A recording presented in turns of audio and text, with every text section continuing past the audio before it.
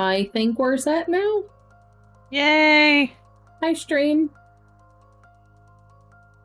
Good evening. Hello. We didn't get the pop-up information, but I think it's fine. Yeah, it's probably fine. There we go. Yeah, it was just waiting for me to double check. I think there's just like a couple seconds delay between everything. Like 5 or 10 seconds or something like that. Because Kraken, when she types, will type to things that happened just previously. Mm-hmm. Not like as they're happening.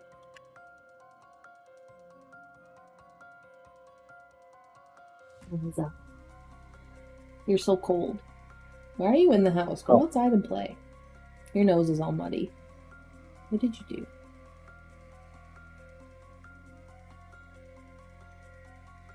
So, how's everyone's day? Glad it's over. All right. Yeah, it's kind of same.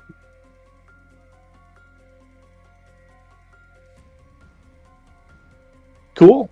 It wasn't a bad day. It was just long. My stomach's mad at me. Bad stomach day. Tell me about a long day. Yeah.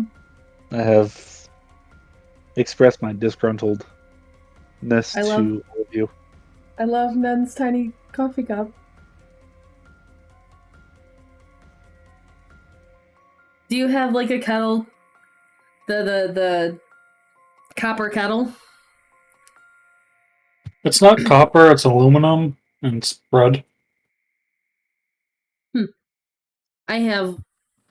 It's not a real copper one, but it has like the copper coating on, or the copper coloring on the outside. And I've made it before. Like the Turkish coffee is really good. Mm-hmm. Very strong, but good. Got the meningic variety,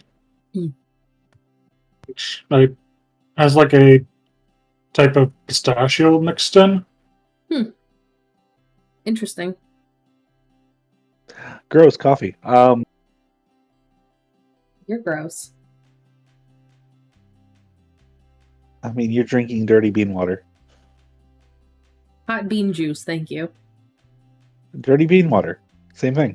No, there's a difference. Dirty bean water, dirty leaf water, it's all the same. It's not dirty. Yes. I will argue with that one, actually. There is allowed to be a certain percentage of contaminants. Therefore, it is dirty. In everything. Go eat a hot dog. Exactly. Everything you ingest is dirty. I don't give a crap what it is. Fun fact, I have not eaten a hot dog since my sophomore year of college. After the first summer, I started working at summer camps. After that first summer, never ate another hot dog again. Actual hot dogs I have had very sparingly since high school. Like, probably can count on both hands the number of times I've had it since high school, but I just get bratwursts and stuff. It's like we were raised on them and we said, screw that when we grew up. I actually wasn't. You're part of the generation, it's fine. I mean, yeah, I just had a different... Yeah. Yeah, they thought they were too good for that. Anyway. I did have them. My mom was from a low-income family, but, you know. Yeah, it's the rest of the family that we're worried about, not your mom. The other half. Yeah. Your mom's cool. Everyone else sucks.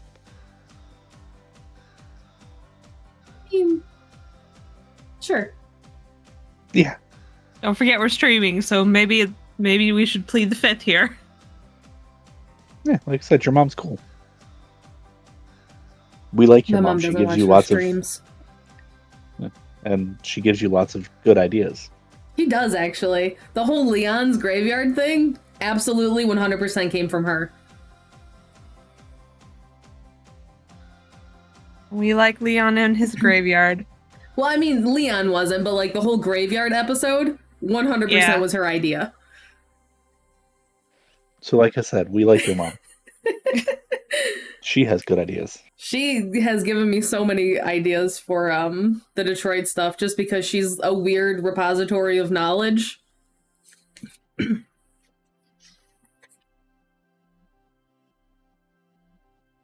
Kind of sounds like someone else that we all know that lives in Michigan. I take after my mom a lot. That's why we didn't get along while I was growing up. Not That's when I fair. hit a certain age. Yeah, you know that age between this age and that age where you're just a little shit no matter what?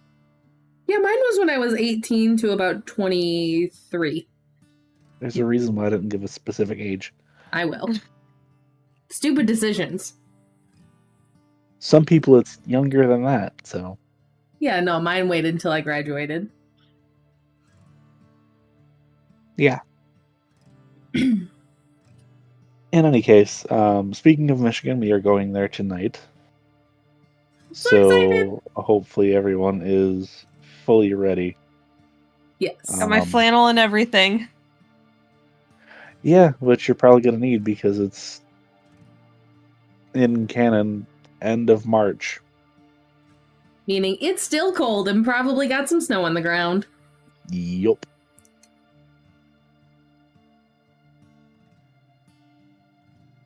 If there's anything significant that happened in Michigan's history during that time, I do apologize. I will not be referencing that because I don't know. The 40s? Specifically early 1943. Actually, no. I don't think so, but then again. Oh, I mean, yeah, there was a big thing in Detroit. No, we're not going to Detroit. We're not talking about what happened. Okay. But yeah, no, we're not going there. I'm just saying. Yeah.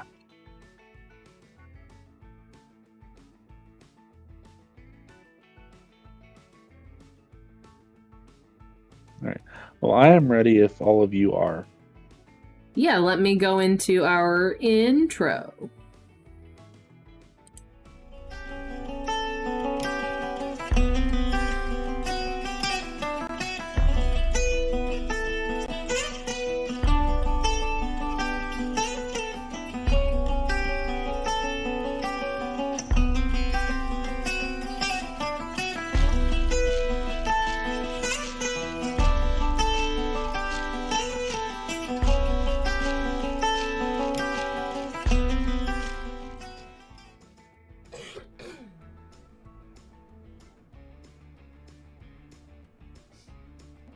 Okay.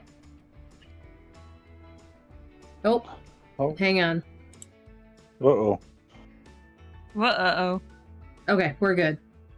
It was doing the weird double audio capture thing again, and I had to fix it. That's fair. So, anyway, since we have that hopefully actually fixed, welcome back, everyone. We are doing another Hunter Chronicle game. This is Nichol's Cryptid Catchers, if you didn't know. I am Dengle, your very tired storyteller. Joining me this evening is Nen playing Edgar. Hello. Buttons playing Rose. Hello. And as much as Faye wants to play Tori, not going to. Tori's not here yet. Exactly. Her parents are probably still in Germany right now. Yeah, maybe. However, Faye will be playing Gladys stuff, so that's the important thing. Yes. So before we get into our recap, Kraken's here. Hi, Kraken. oh my goodness, hello. So before we get into the recap, a word of warning: this is World of Darkness. If anything comes up that you find disturbing in any way, shape, fashion, or form, please make sure that you can proceed before actually proceeding. Don't just grit your teeth and bear through. We don't want you to cause any undue harm to yourself at all, regardless of what it is. So if you cannot proceed, we do recaps, which is what we're about to do right now. So what happened last time? Nen, go. You guys went hunting, fought a dinosaur. Edgar ran off because he got scared of a helicopter. You apparently met a kindred who was asking a bunch of questions about Baron Samedi, and I don't remember details. You Not a actually kindred. listened to A mage. sort of. No, not a kindred. It was just a poor, unfortunate soul that decided that they were going to make a deal that didn't quite turn out like they wanted it to resurrect their cat, but it turned into a dinosaur.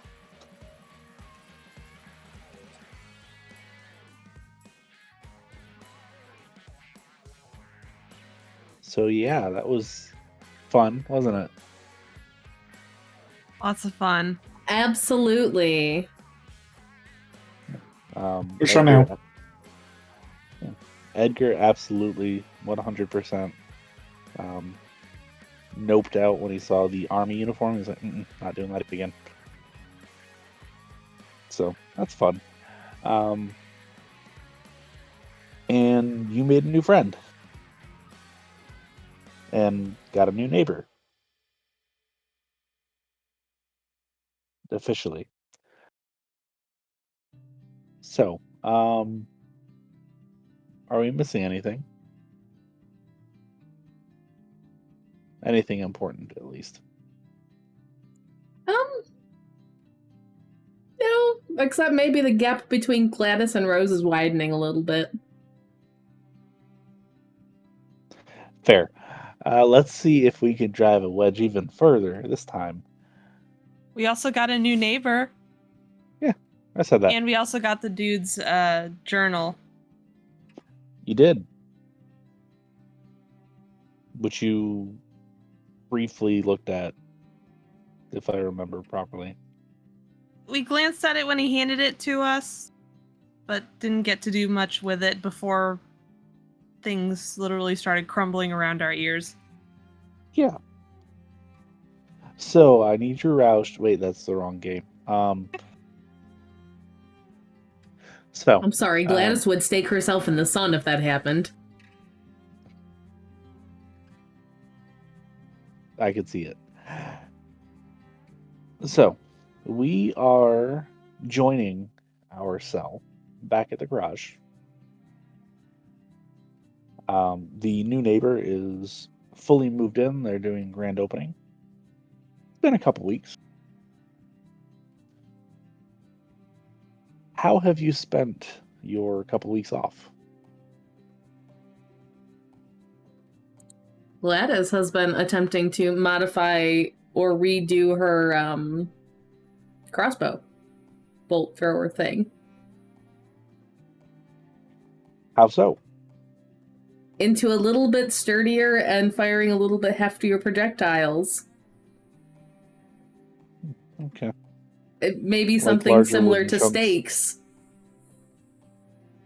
Yeah, like larger wooden chunks. Got it. Yeah. Okay. At a faster rate. Fair. Can I get that intelligence and craft roll, please? It's not terribly difficult to do it. I just want to make sure you don't completely flub it.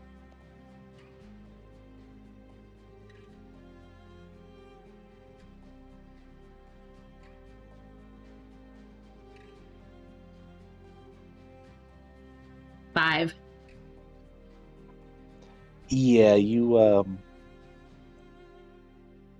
expand the receiver a little bit. Beef up the actual tension arms just a little bit. Faster, stronger, technically harder because it's faster and it's a heavier projectile. So. And make some actual stakes to go with it. Yeah, smoking knocks him out in like 2 seconds. Yeah, that part isn't difficult, but she needs them. And actually, as a matter of fact, he has the kid do it.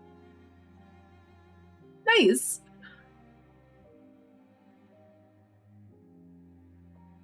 So, Rose or Edgar, how have you spent your couple weeks off?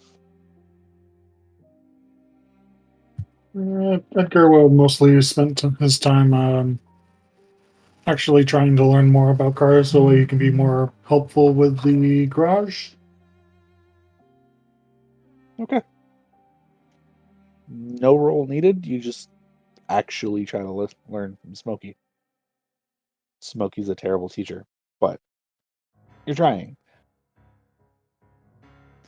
And Rose, how are you spending your couple weeks? Rose will mostly continue doing what she has been doing. She'll continue chronicling the misadventures of the group, try and get another letter off to her mother, and also read a little bit deeper into the journal that the guy gave her, see if there's any other insight on our bone man that she can glean from it. There isn't anything that stands out, not readily, at least. What kind of role would you like to try to make to see if there's anything hidden in the journal?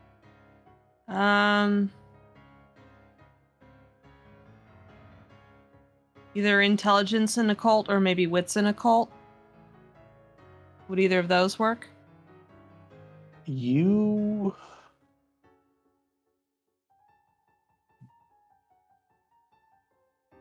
Occult, not so much. Okay. What's an investigation then? Give me either intelligence or wits, and either insight, not insult, insight, or subterfuge, actually, if you have that. I do not have subterfuge, so insight it is. Okay. Wits and insight. See how we do.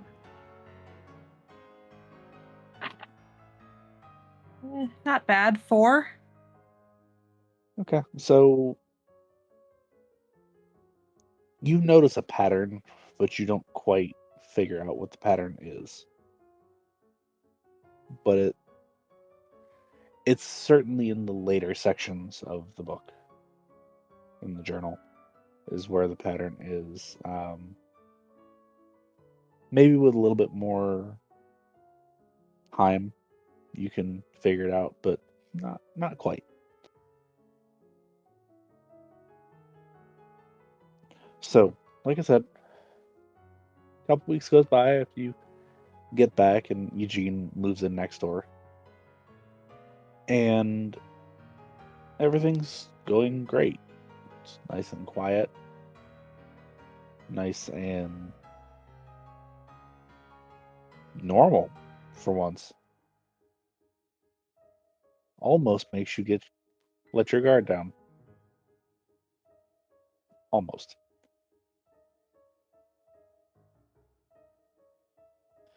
And then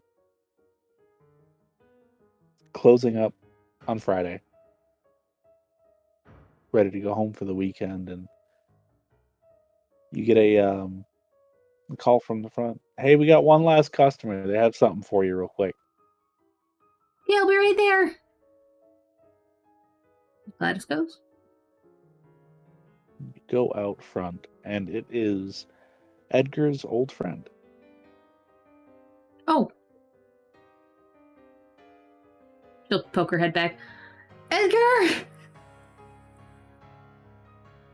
Yeah. Come here! Maybe you too, Rose. Okay. Right up.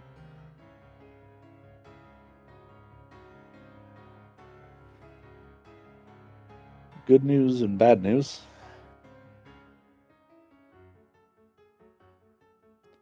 Good news, you're going on vacation. I don't think that sounds like good news. Bad news,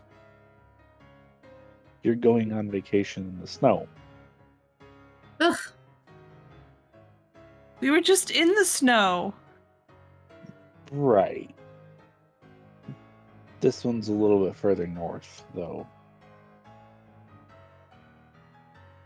Where at? Oh, you'll love it. It's just this little town called Flint.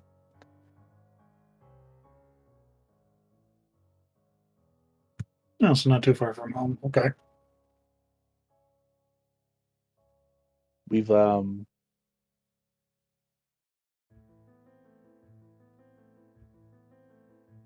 some conservation work for you guys to do.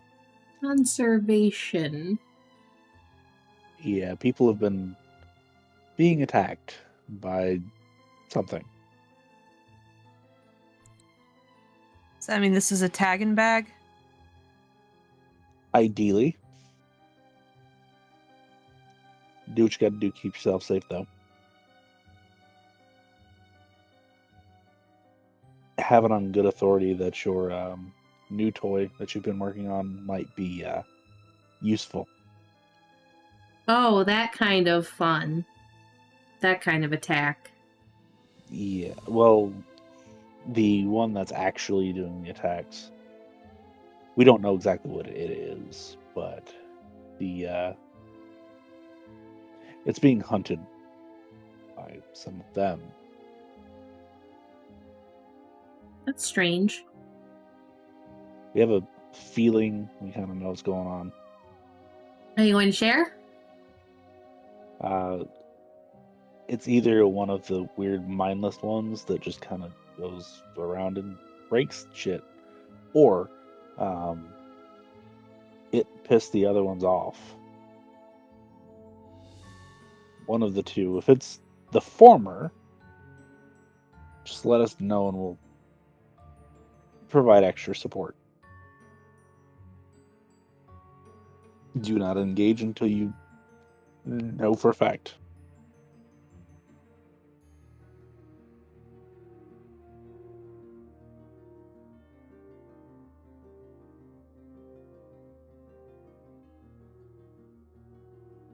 When do we have to leave?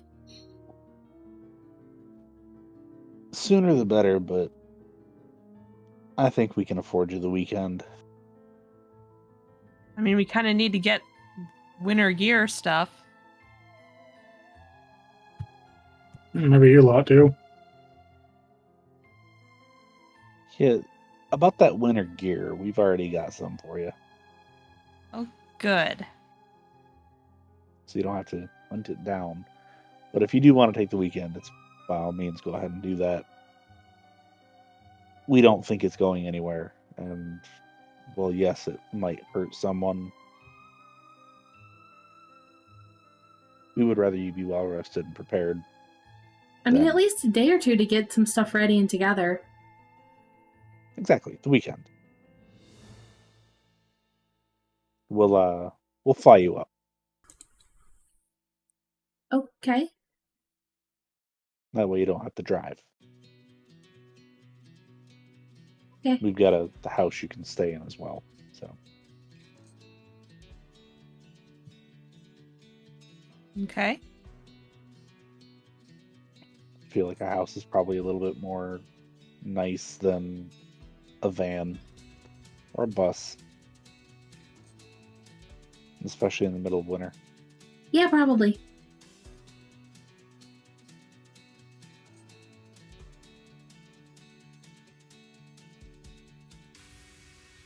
Anything else we need to know?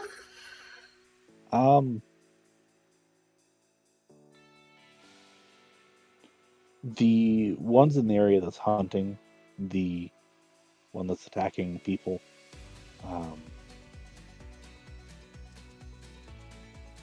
we cannot guarantee exactly where their loyalties lie, so consider them hostile. Aren't all of them? Yes, but especially hostile. Detroit is particularly bad right now for whatever reason. with ones that just go around causing problems. So there might be a splinter cell from there. I don't know.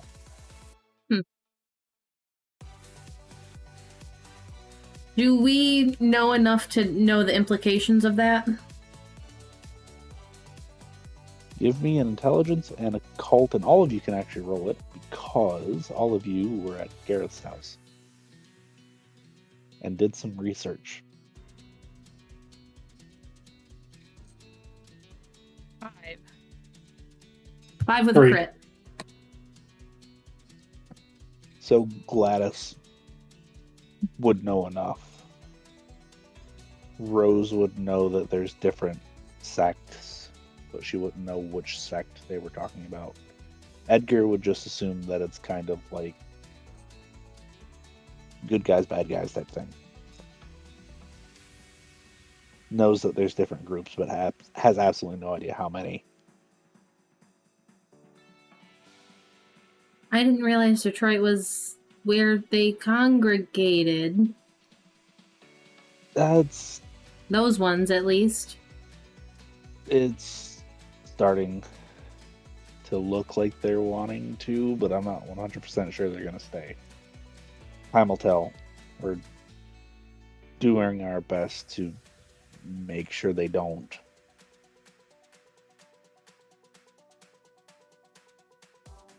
Yeah. With any luck, they'll be gone in the next couple of years. That would be ideal.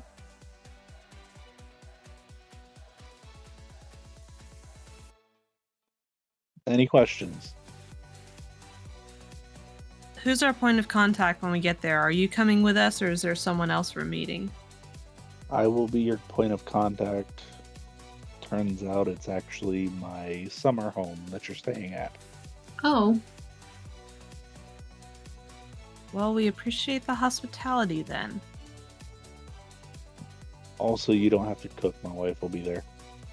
Oh. She's actually pretty good. So, Are you sure that's okay for us to stay there? it's perfectly fine. Officially, all of you are my sales team. Closing a big contract with Ford Motor Company. Okay? Oh. Okay. I have an engineer, mechanic, and another mechanic.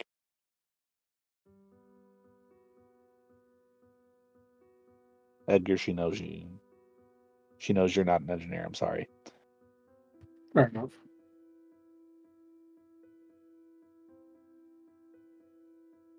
Okay.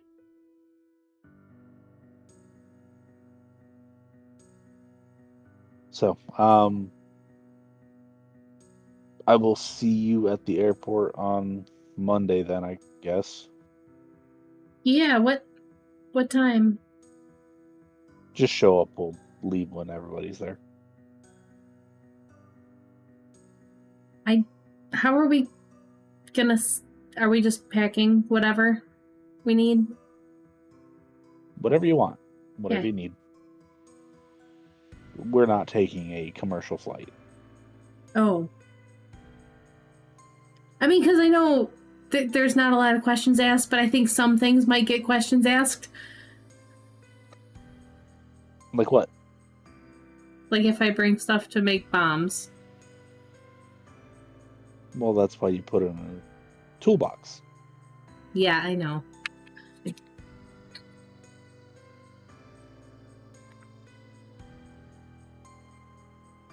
Okay.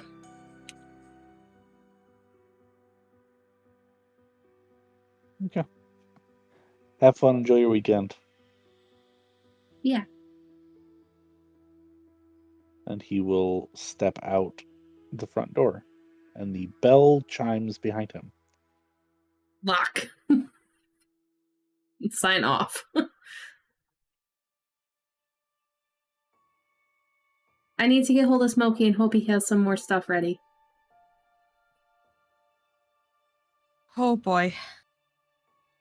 I am not taking on another vampire without fire. Yeah, no, that especially if it's one of the completely wild ones. Yeah, That's... not again. No. Do we have any steaks left? Oh, I have a ton. Okay, good. Have I not shown you what I've been working on? Come here. We have a test dummy set up. You need to see this. Okay, good. Yeah, I've kind of let you do your thing, so... So what has Gladys been working on? It's a steak launcher. All right. Hopefully to avoid needing the strength to actually stake a vampire. And in the corner, you also see a rather large piece of metal covered up by a sheet. Something that Smokey's been working on himself.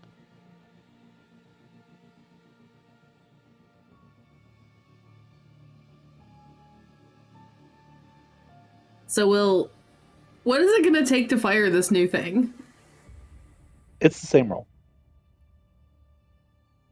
What? Dex and firearms? Yes. Okay. Still such shitty rolls for me.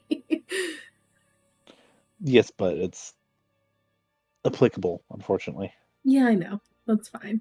I just was glad it wasn't strength. Yeah, no, I'm not gonna be that mean. Okay. What you got there, Smokey? Oh, this over here? It's call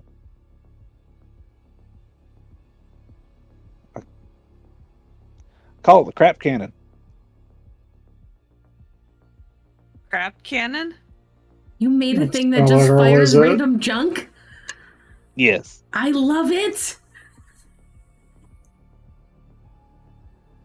Right now, I got the barrel that will fit the little bowling balls. I think they're duck pin balls or something like that. Problem is, it's not airtight, and I don't have a quick way to recharge it.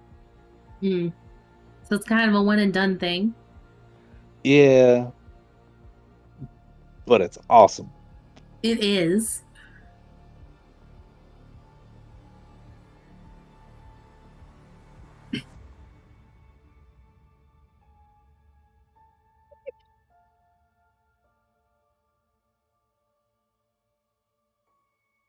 So we have to go to Michigan.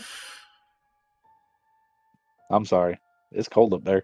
Yeah, I'm not looking forward to it. Just wear layers, you'll be fine. I didn't say it wouldn't be fine, just I wouldn't enjoy it. Anyway, Smokey, do you have more,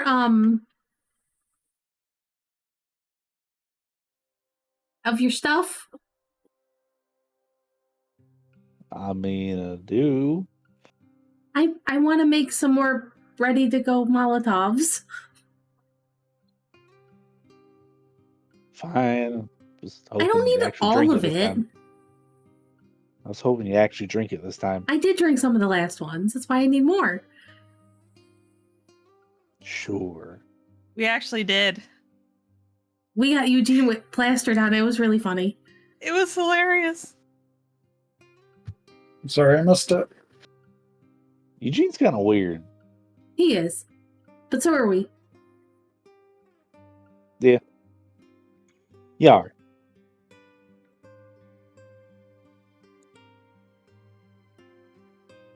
Yeah, let me go get some. Thank you. And he comes back with 3, and it's not big jars, but it's normal size like mason jars full Yes. of the clear, very strong liquid. That'd be enough to make a couple, right? Yeah.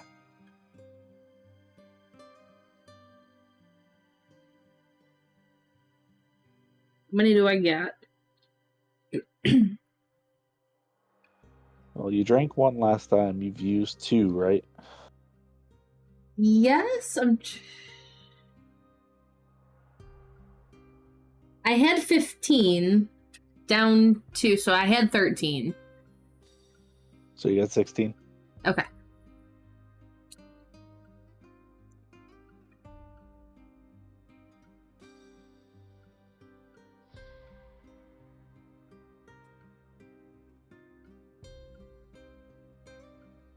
I'm tempted to take the box just in case, but probably not yet. She still hasn't messed with that too much. I mean, you can. I mean, I guess just in case. Okay. That will be staying on her person and never leaving. Fair enough. Rose and Edgar, what are you doing over the weekend?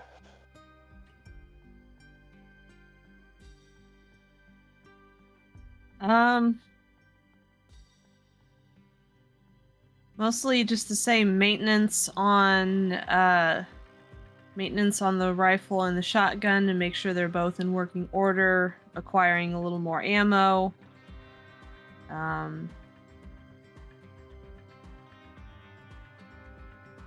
Yep. Since they're going to be providing the winter clothes, we don't really need to worry too much about that.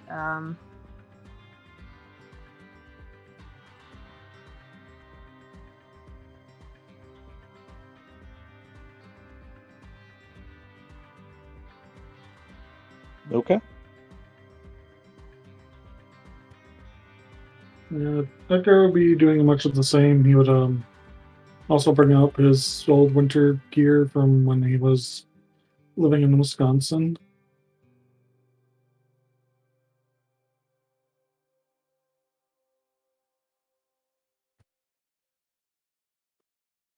Okay. So you all get ready your own special ways. And when do you get to the airport on Monday? Is it bright and early, or do you wait a little bit later in the day? I feel like Gladys is ready to go, like, weirdly early. Probably pulled an all-nighter and just, like, ready to go. Okay. Some final tweaks on also, the steak launcher.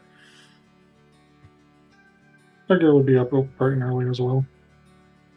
Okay. I don't know if Rose would be up like super bright and early. Probably more like what a normal person thinks is early, like 7-ish. Look, Gladys is already probably 4 or 5 cups of coffee down. You ain't staying up to sleep long. Cups or pots? Cups. They're just very large cups. Okay. Yes. Okay. So you make your way to the airport, and he's there, waiting for you already. So you ready to go? Mm-hmm. Good. What's that? Good. I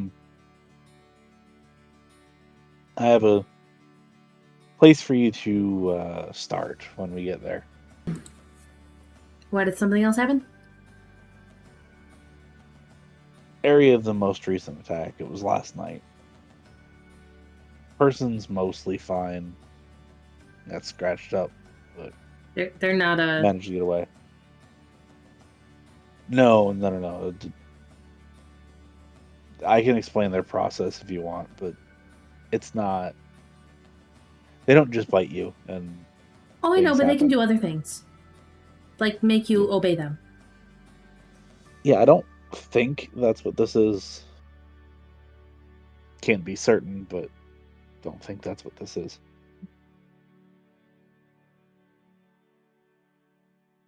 So, anyway, they got scratched up a little bit. they got away, said that some lady come out of nowhere and kind of fought off the whatever the heck it was. I don't know.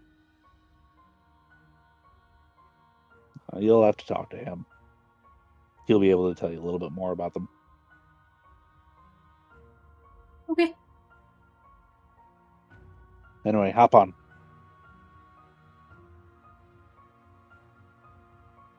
And as you board this aircraft, from the outside it looks like the run-of-the-mill military-grade airplane. Large airplane.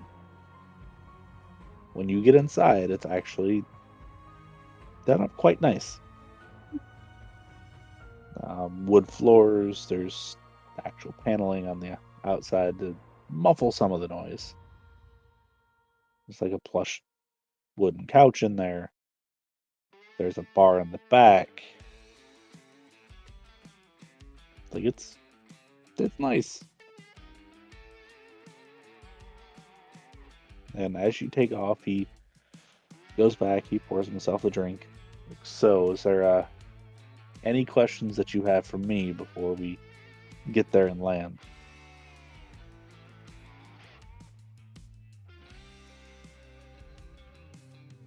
I know it's only been a couple days, but I also know these things move quickly. Have there been any other new developments over the weekend?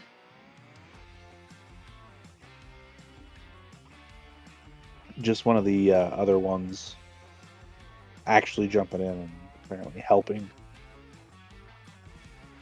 Don't know what possessed them to do that, but again, speculation says the one that's going around attacking people pissed the other ones off, so.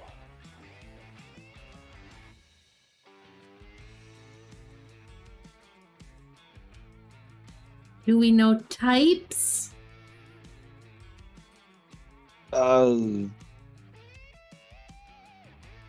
Ugly, unnatural.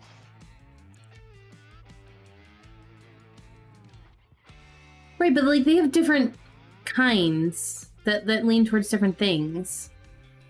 Yeah, we haven't been able to observe it long enough. It moves pretty quick. Does that give any hints?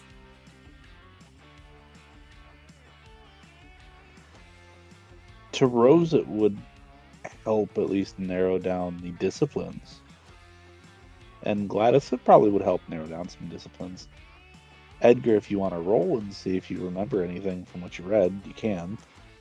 That kind of narrows it down. A little. I got one. Not so much.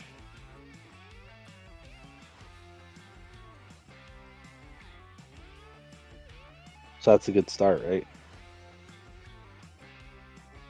Better than going into it blind.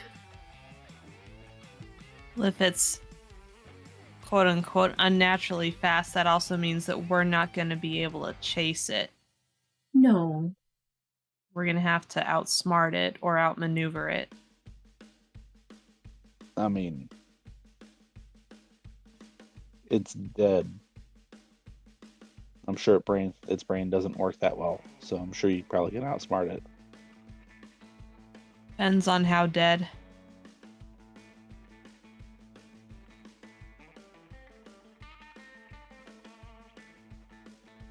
Unfortunately, just because they're dead doesn't mean they're all stupid. I haven't met a smart one yet. I didn't say smart, I just said not stupid.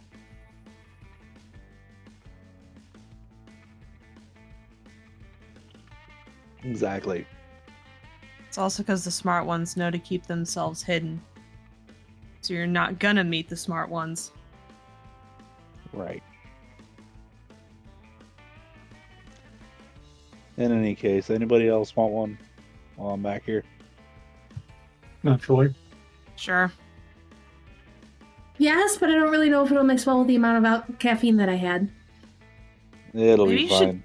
Maybe you should eat something as well. No. I like- Not instead of, but as well. No, it'll be fine. Caffeine and alcohol on an empty stomach's fine for you. I don't remember when I ate last. I think it was the other day. Yeah, you're fine. And I got naturally, busy. Gladys gets a little bit sick. But yeah, no, he pours everyone something to drink and hands them out. Then he kind of goes over a little bit more with you as far as the attacks seem to be fairly sporadic as to exactly where they're at. There's no rhyme or reason as far as who the attacks are on. The person in question has a couple different descriptions. One says that it's kind of resembles a little bit of a dog-like form. Others just say it's a really hairy human. And then there's others still that say that it was just a straight up wolf. How many people have been attacked? In total, there's 5. Would there happen to be a map of Flint on the plane? There is, and as you look over where everything is, it's like there's 2 up here, and then there's 1 over here, and then there's 1 over here, and then there's 1 smack dab in the middle of the city. So it's kind of like everywhere for no apparent reason.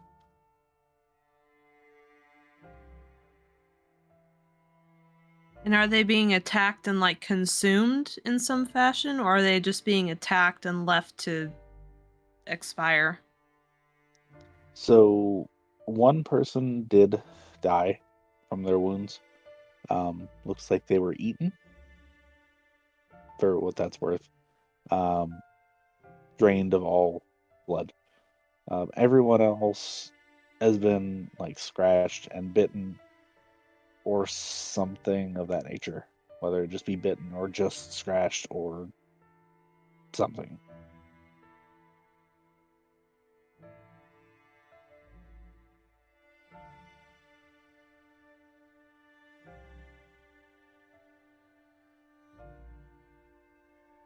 Anything else?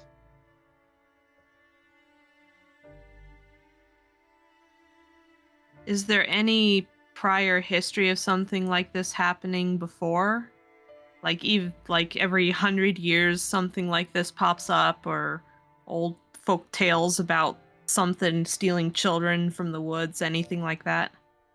Not here.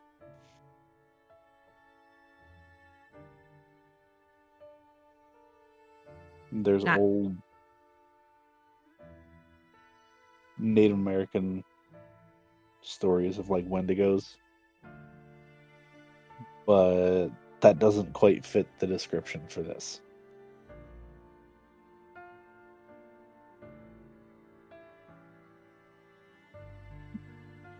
Are we able to talk to all 5 of the, or 4 of the people that have survived, or? You might be able to.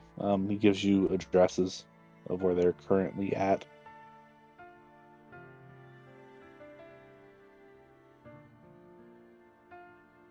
And then as far as the 5th one, there was in fact a witness that gave a statement.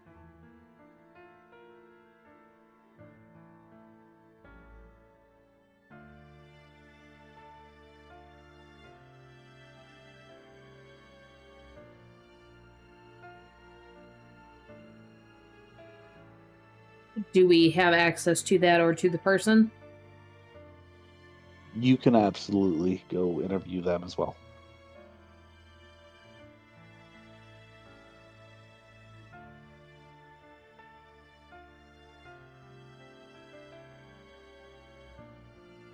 Can't think of any more specific questions right now. Okay. So the rest of the flight goes about as to be expected. It's loud, kind of uncomfortable, but at least there's booze. Does Gladys probably anybody... passes out on the couch. Does anybody intentionally or unintentionally drink too much? I mean, depends on what are you counting too much for Gladys? Like, more than just one or two? Edgar would pace himself. Okay. And then Rose has 12. That's a joke. So you land, and it is the most rinky-dink little airstrip physically possible, out in the middle of nowhere. And you are picked up by actually, Edgar, you would know this person. Little old lady. She's got a Pontiac sedan. It is that really gross, like beige green color, especially on a car, and the interior matches it perfectly. It is all of that like pseudo tweed material too, so it doesn't feel good either. She's like, "Oh, get in. It's too cold out here for you guys to be out for too long, especially from being down south and all."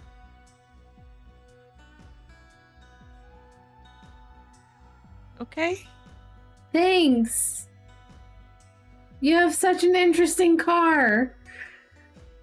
Oh, it's just our winter car. The Cadillac is put up.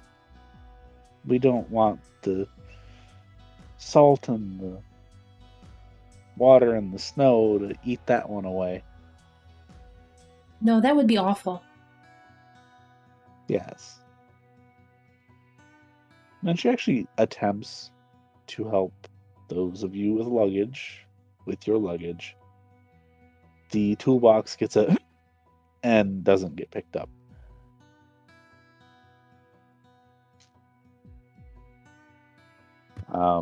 But everything else is neatly packed into the trunk of the car, and down the road you go. You drive for about a half an hour till you get to this little quaint house in what would be the suburbs. It's like everybody's worst nightmare. Really bad car in the middle of the suburbs.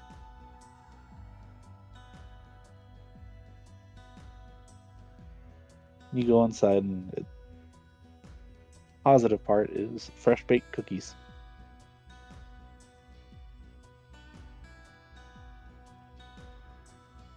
What kind of cookies? Would you like to try one? Because they look like chocolate chip. Yes. I'm willing to bet they're not, but yes. You try them, and they are oatmeal chocolate chip. Okay, that sounds good, actually. Yeah. I'm not going to make you eat oatmeal raisin thinking it's chocolate chip. That's mean. Nothing wrong with oatmeal raisin. When you're thinking you're going to get chocolate, there is.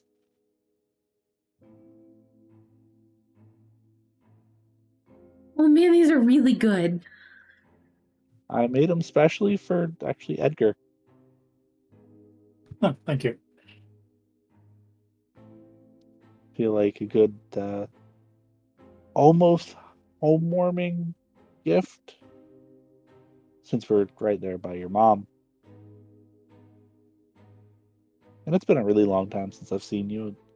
What, it was 20 years? Something like that, somewhere in there. Hopefully you're doing better now, because I know you had some issues when you came back. They come and go. Kind of like Marty's.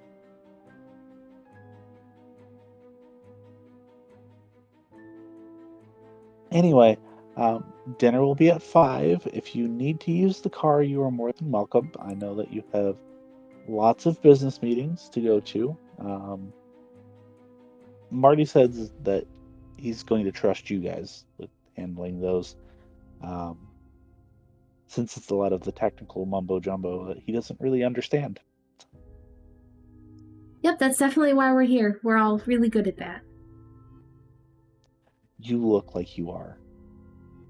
Looks down to her, like, probably stained nails and all of that. Yeah, it was a family thing. Oh, you gotta learn it from somewhere. Yep. Anyway, like I said, dinner's at 5. Tonight we're having ham and potatoes. That sounds delicious. If you need help, let me know. I do actually know how to cook.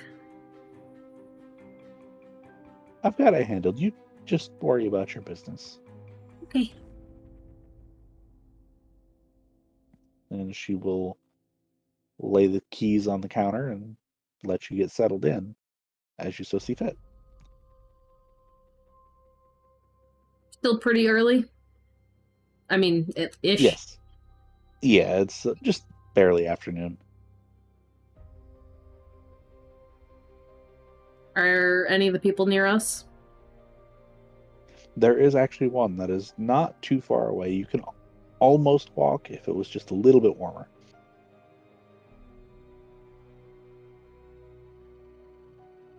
Do we want to go talk to the person now? I'm okay with that.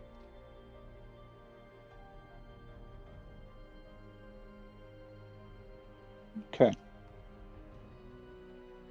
So this particular one is the third one to have gotten attacked. The report said that they were out with their prospective girlfriend, just trying to go see a movie, when they were attacked going back to their car. The girlfriend ran off, screaming. She has been located. She does not remember anything. And he suffered a fairly decent laceration to the side of his face, as well as a puncture to his leg.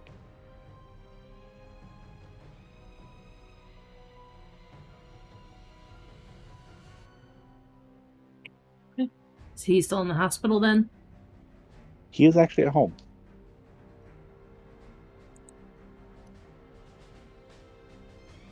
So you go up to the door, and it's kind of run down just a little bit, though. It's not bad yet.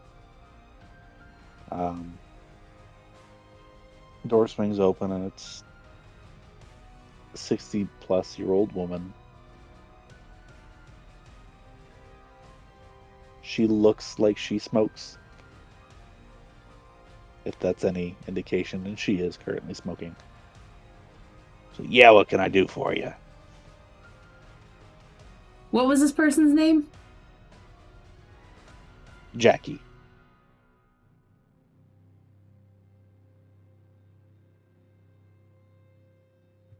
Hi, we're here to see Jackie. We're doing some investigating as to what happened the night he was attacked. Oh, yeah, no, he's back in his room. Hold on just a second. And she, like, half swings the door shut. Jackie! Somebody's here for you. This a female red? I know. It's great.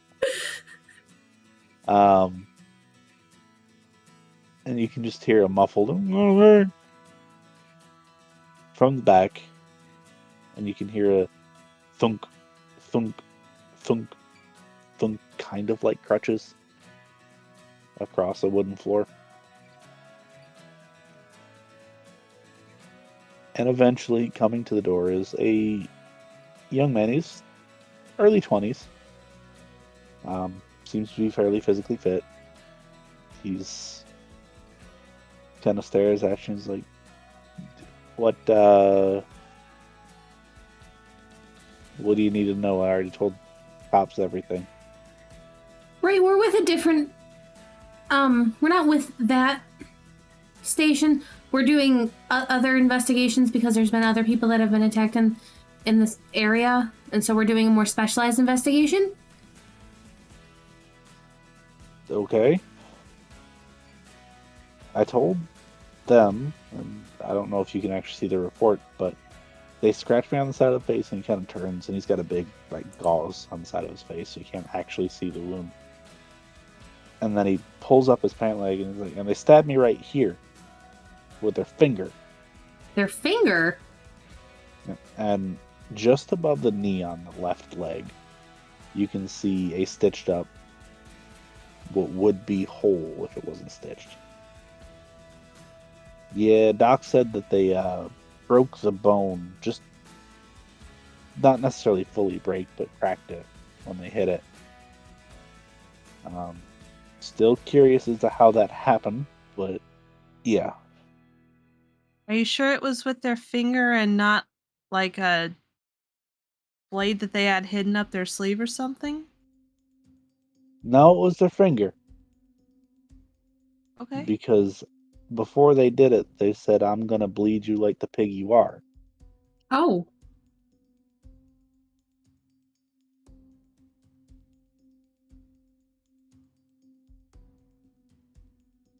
Hmm. And then they stuck their finger in my leg. It was awful. Does the wound on the leg look familiar? It would not look unlike most just normal stab wounds, to be honest with you. Especially now, it's a couple days old, it's kind of swollen, it's stitched shut. It's not even well stitched shut. Apparently, the attending medical professional was not very good at their job. But it's serviceable. So I do know that you gave your statement to the other police, but if you could give it to us, just so we don't have anything missed or anything like that, that would be really helpful. All right, come on in. Okay. I can't be on these stupid things for too long. They make my leg hurt. Yeah. I know the feeling. I've broken a leg before. Well, ankle, but... Yeah. Then you go inside, and it smells like an ashtray, like you would expect. The walls are kind of stained yellow. It's kind of miserable in here. But he sits down in one of the chairs and kind of motions to where you can sit down on either the couch or another one of the chairs. So, where do you want me to start? Well, you were going out to see a movie, right? Yeah. And then when you were leaving? When we were leaving, I just heard this god-awful scream behind us, and I turned around, and this guy was just standing there, and he shoved me to the ground. He went to grab for Marcy, but she was so spooked that she just ran off. There was no wait for a reaction. And then he jumped on top of me, which at this point I didn't know what was going on. And he slowly dragged his nails across me, and they scratched me pretty good. And he actually, do you want to see it? If it's not an inconvenient place to show. I mean, it's fine if it helps you see what actually went on. Yeah. And he pulls off the gauze, and it's pretty nasty. It's not like down to full connective tissue or bone or anything, but it ripped in meat pretty good. Rose swears under her breath in French. Gladys goes pale.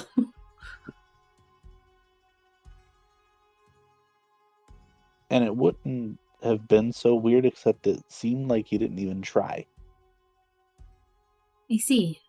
Slow and didn't even push hard. Do you remember what he looked like? I don't remember what he looked like, but I know what he smelled like. What was that? Popcorn.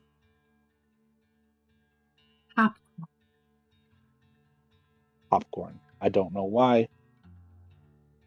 I thought it was just coming out of the movie, but no, this was different. It wasn't buttered. It was just plain salted. If you know what that smells like. Yeah.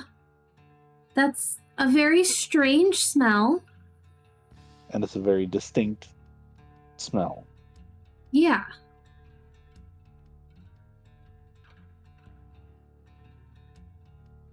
Okay. Anything else you can remember about that night? I remember when he finally got off me and started running. I think I heard a woman's voice. She sounded kind of like Ma in there, but not quite as raspy. Okay. Did she say anything, or was it just a scream?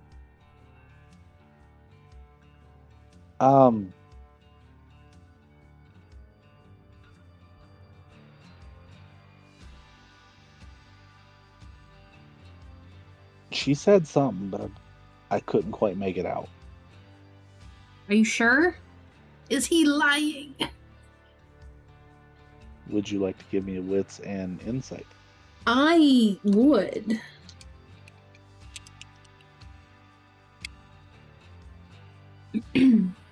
Three. Okay. Also 3. 5 on a crit. Okay. So Edgar is 100% positive. He's not lying.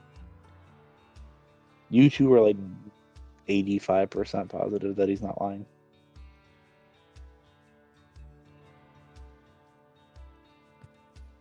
Well, that's unfortunate. You couldn't catch anything.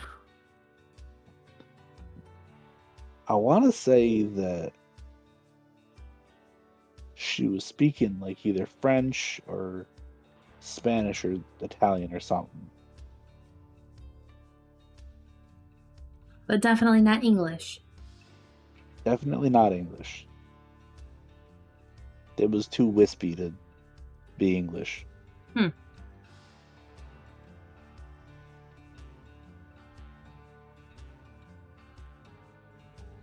Thank you for your time. Yeah. Do you two have any other questions? I don't. Thank you. Information should be helpful. Yeah. One more bit of information if you're really looking into this. I would, and this is just because it might help. You know those suits of armors that the knights used to wear? Yeah? I would wear most of that just in case. Because the nail? Yeah. I appreciate it. Thank you. Yeah, not a problem.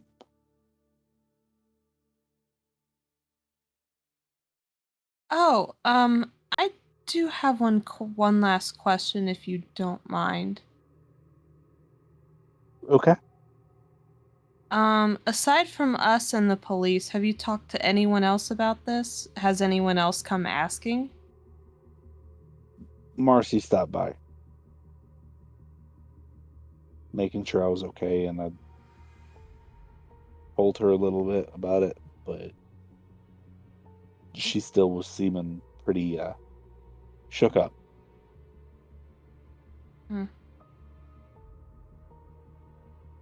She wasn't acting weird at all, was she? Like, No. cagey or anything? Okay. Can't rule out anything, so we have to ask. I mean, if you want to go talk to her, she's 2 houses down. Thank you. Not a problem. Want to get her side of things.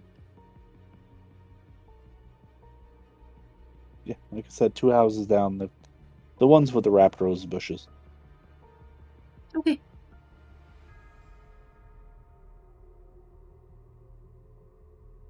And he kind of pops up and hobbles off to his room yet again. And we will head out before we are met with the living ashtray. Yeah, you could hear a lighter strike.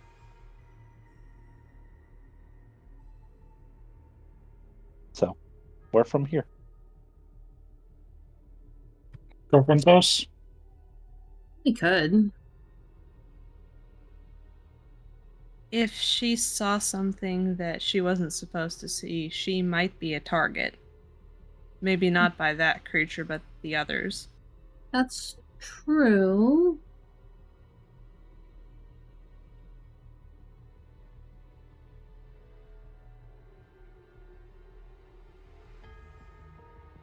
There's not like any markings or anything on the front of the house, are there? Is there? Would you like to investigate the front of the house? I would.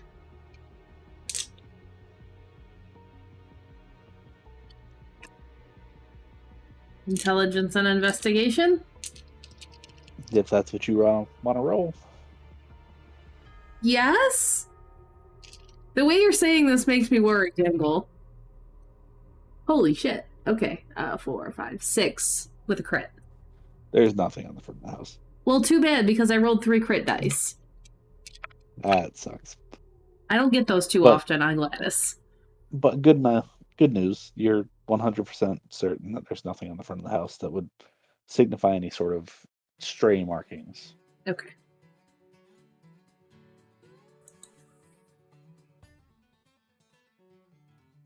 To the girl, I guess. Just basic questions. Okay, so you go down to the house with the wrapped flowers, or the wrapped roses. You knock on the door, and a young woman about Marty's age. No, not Marty's age. Anyway, young woman is at the door. She's like, "Can I help you?" Hi, we're investigating the attack that happened.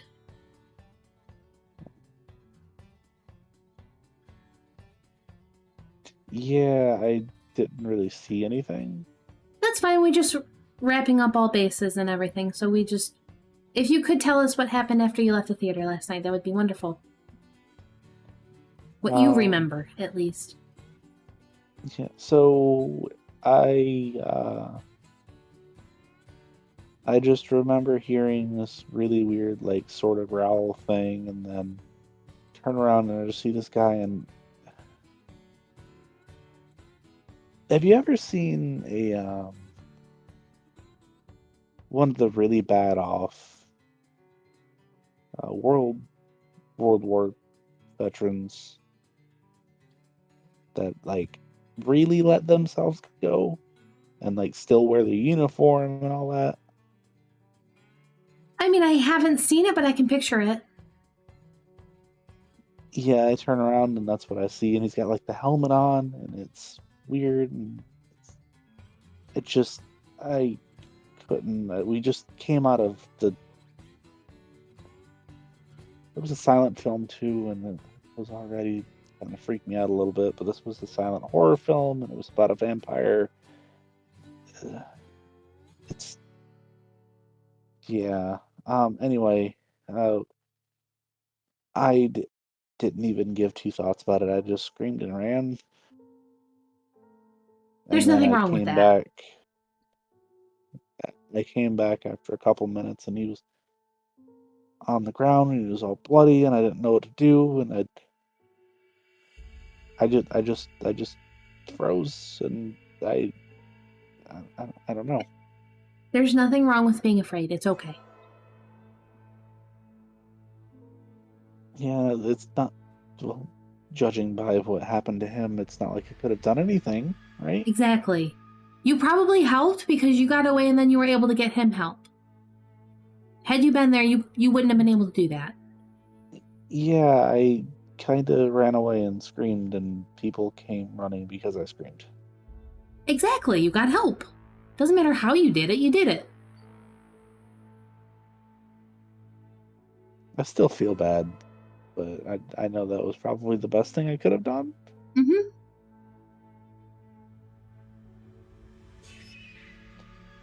So, can you describe the person, like, other than the clothing, was there anything descriptive about him that you can remember? He had really long, curly, and like really curly black hair. But like the very ends of them were starting to turn white.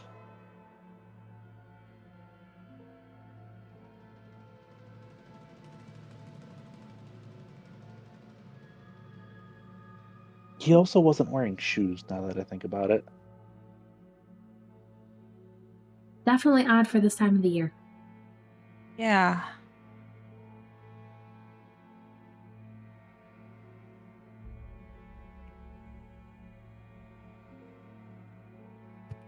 Do you remember what the helmet looked like, or did you only catch a glimpse of it?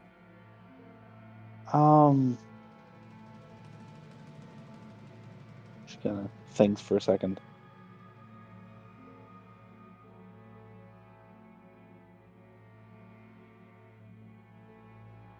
As Dengle looks up something.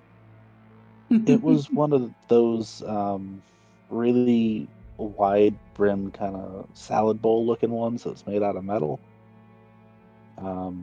This one looked like it had a red something on it though. Like maybe a cross or a stripe or something. I don't know. Would that ring any bells for Edgar? What intelligence based or well, mental based skills do you have? Academics, awareness, investigation, and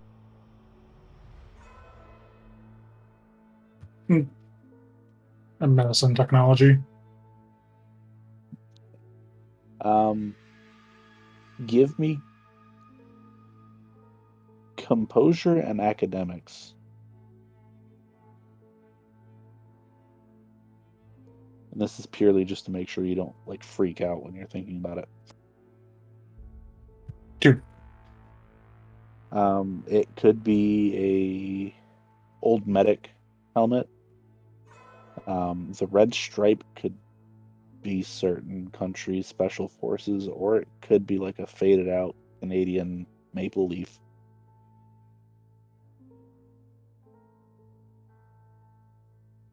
A couple different possibilities on what that could be.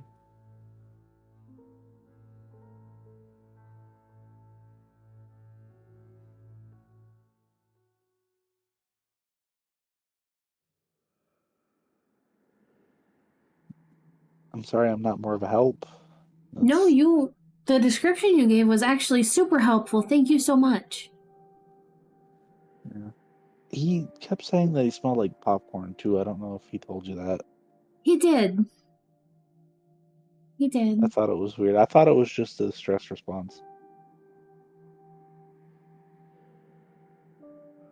Not sure, we'll have to dig some more, but thank you. Yeah, not a problem. Again, I apologize for not being a little bit more helpful, but I do what I can, I guess. You gave us a very nice description, so very helpful. Thank you. Yeah. And she kind of waves goodbye and shuts the door very slowly. With a light click, it closes.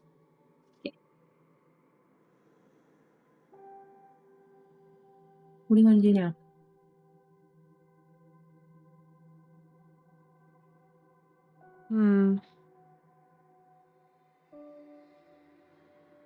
Did we? See, we got access to a map of the area, yeah. Yes. Okay. Maybe we should. If it's not, maybe we should take a look at a map and see where some natural hiding spots might be, if there are any caves or natural valleys or grottos or anything like that would be. Okay. We do that. Can we pin out or mark out the places that have already been hit as well? Yeah, it's already Okay. marked on the map. And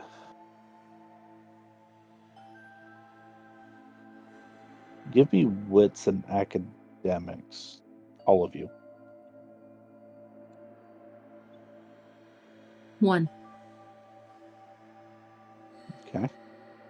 3. 1 as well. Okay. So Edgar's coming through in the clutch here. Knows that you can pretty much rule out anything outside of the radius of the actual attack zone. More likely to be centered among all of the attacks. Not necessarily guaranteed, though. Right. So you start there. And it is actually the city park. It is almost dead center of that. And in that, it does have a couple places that theoretically one could hide out. But not long term. There's some boulders that theoretically, if you dug underneath them, you could hide out in. There's this little walking bridge that maybe there's a hidden pocket of something that you could hide under.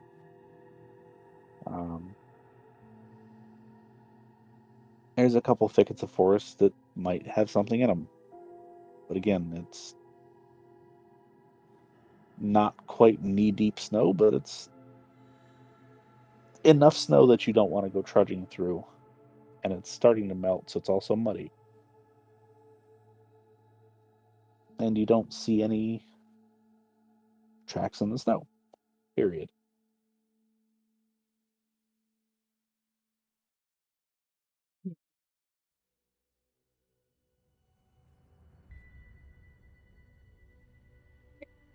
How far away is the next person?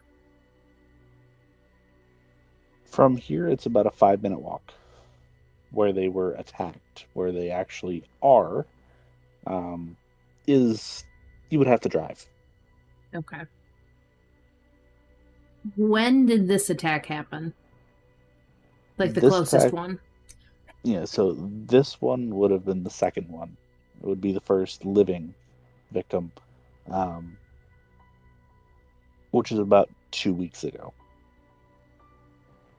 I doubt anything would be at the attack area still, but if it's that close, maybe we want to swing by anyway.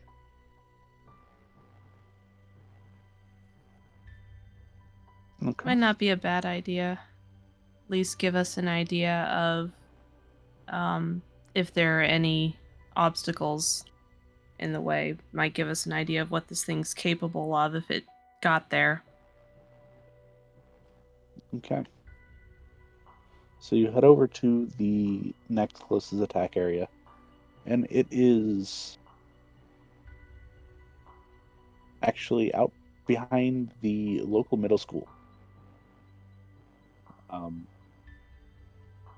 It was actually the groundskeeper who was doing his normal job, shoveling sidewalks, laying salt down for next day's school.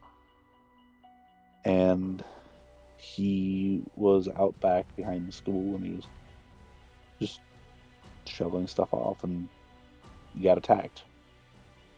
He was a little bit less fortunate than the one you've already talked to.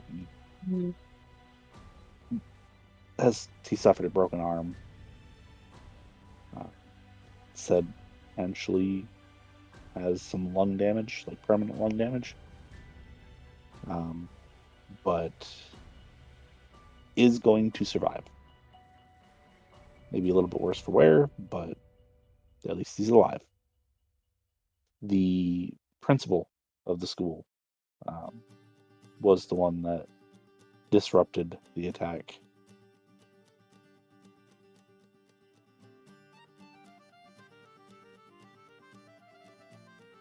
So you get to the scene, and sure enough, there's no sign of it.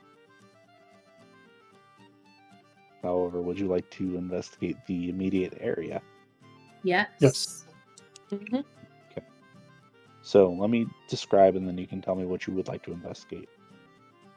You have the playground that is thoroughly covered in snow. You have a baseball field, a football field kind of paired together. You have the school that's less than 5 feet away that kind of leads out to the faculty parking. Beyond that, it's pretty open. Open as in like there's a wooded area near here, or just open field? Just kind of an open field. Playscape? Might as well. Playground? Okay. So you start poking around there. What you notice first, and I'm actually not going to have you roll for this because it's fairly obvious, is a couple of the monkey bars are actually kind of dented in a little bit. Almost like something heavy hit them. You know for an absolute fact that a kid could not bend those. Because Edgar hangs off another one and it doesn't even flex. It is made primarily of wood, but the metal pieces are seemingly brand new. Put in less than 2 years ago. They barely have any actual like sun patina on them, and still have a pretty decent amount of luster.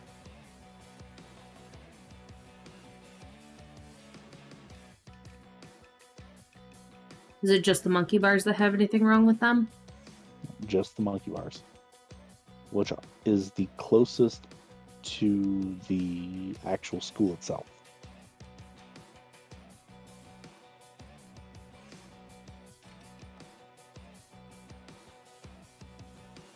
Tall is this part of the school? Is it just like a small one-story school, or is there multiple levels to it? So this portion is kind of a raised ceiling. The school itself is 3 levels. The cafeteria is like 1 3/4 level, with a really high ceiling. It's almost like they have you would suspect that they have a stage inside the cafeteria, and that's where they do like plays and concerts and stuff. Kind of like old schools did.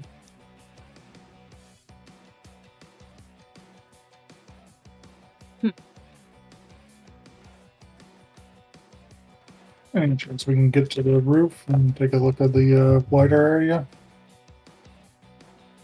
So you are going to poke around the school a little bit. Yes. Is school out right now? The school is actually in session. Well, maybe we ask to see the principal then. Yep.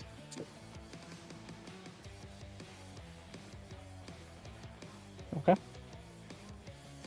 So you enter the front of the school and talk to the receptionist at the front and ask to see the principal, and you are told that they are currently out of town for a conference with the school board. They will, however, be back tomorrow. Okay.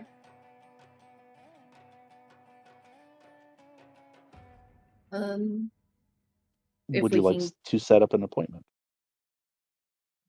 Yes.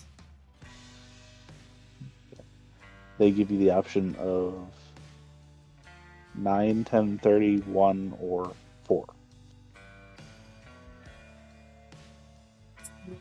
30. Sounds good to me. Okay. So you are penciled in, and you are thanked for your time. And yeah.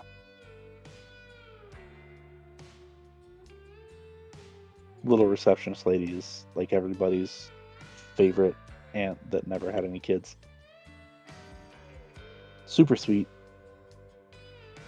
About 4 foot nothing. Yeah.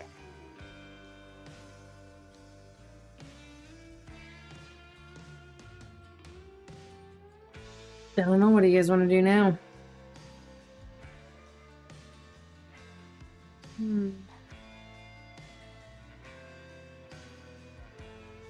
mean, do we want to scope out the park? Not really in the snow. There was no tracks or anything.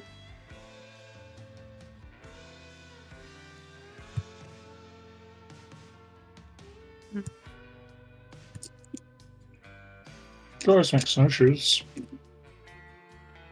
It's also been 2 weeks. So any tracks likely have been covered up.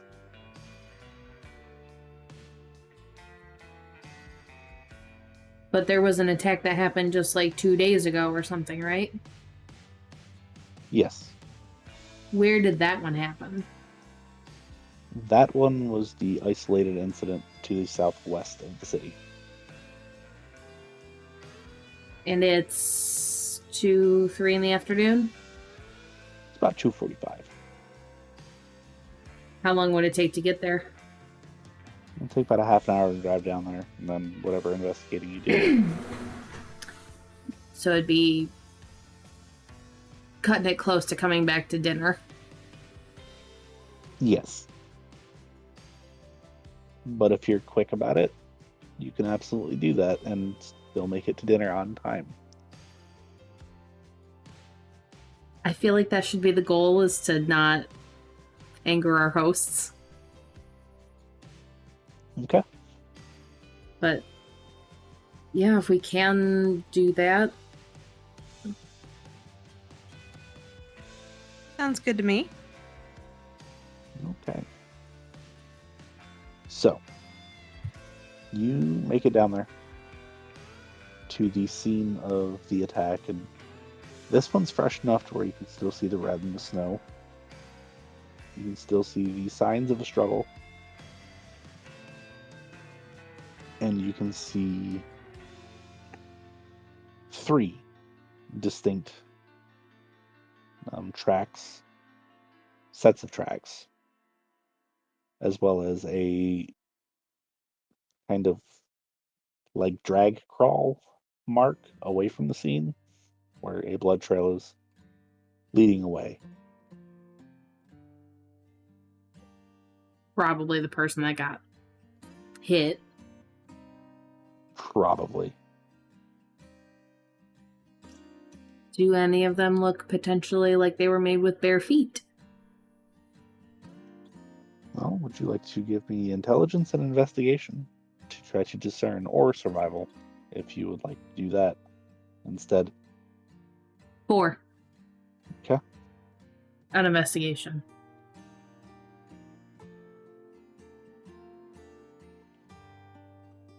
3 on survival. Okay. Is Rose doing any of this? Yes. She'll also take a peek. I got 4 on a crit for survival. Okay. So all of you can discern each one. It's kind of difficult to figure out exactly which one's which and which one might be potentially bare feet. However, Rose, you finally do suss out that one of them might, maybe, be done with bare feet, or like soft sole house shoes, almost moccasins.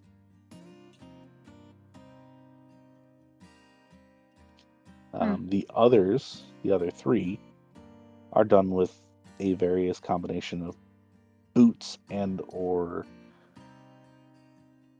galoshes.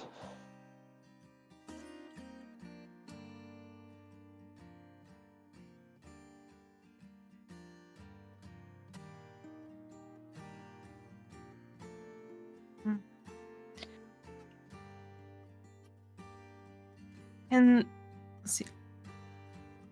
I'm not expecting anything to really be there as the player, but Rose would probably be a little bit on edge at this point. So could I put up Sense the Unnatural just to see if there's anything lingering around? Would you like to give me that roll? Yes.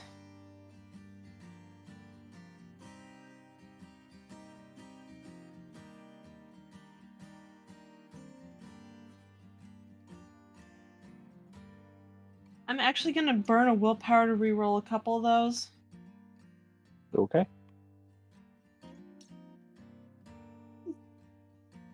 5. Okay, so you catch just the faintest hint of the smell of actual ash. Not smoke, not burning wood. But after all of that smell has went away, just the ash smell. That.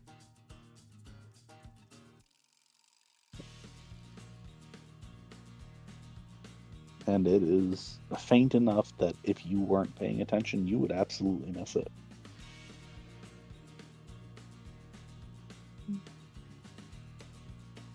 And it's not mixed in with anything. It's not like a sulfury ash, or a wood smoke ash or a gunpowder ash. No, it's like pure, unadulterated ash. How's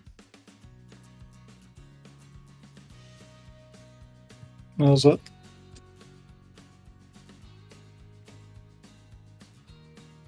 Well, there was definitely something here. I don't think it's here anymore. I saw you looking at some of those footprints, kid. Did you figure it out?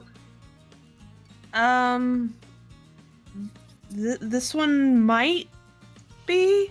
If it's not barefoot, it's definitely like a soft shoe. Maybe we should try and follow it back.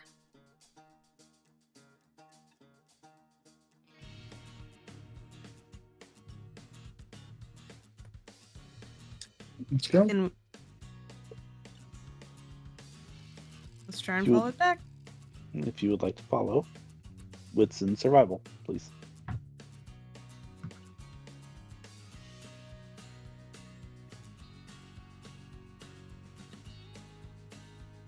Four. 2. 4. Okay. So even Gladys doesn't really have that hard of a time following this because it's fairly pronounced. However, after a little bit, it's the soft sole footprint becomes further and further apart until you come to a dead end in an alleyway. And you can kind of see there was some sort of struggle.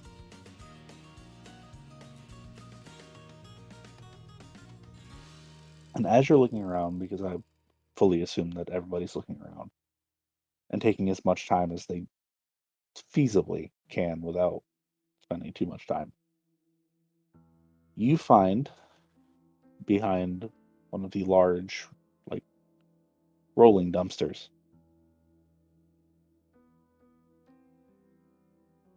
a dark gray spot on the ground with a piece of wood that has been sharpened. We found a steak. More than that, I think we found a dead something. And Rose will poke at the ash smear. And all of you can smell it without the special senses. And it's that same pure, unadulterated ash.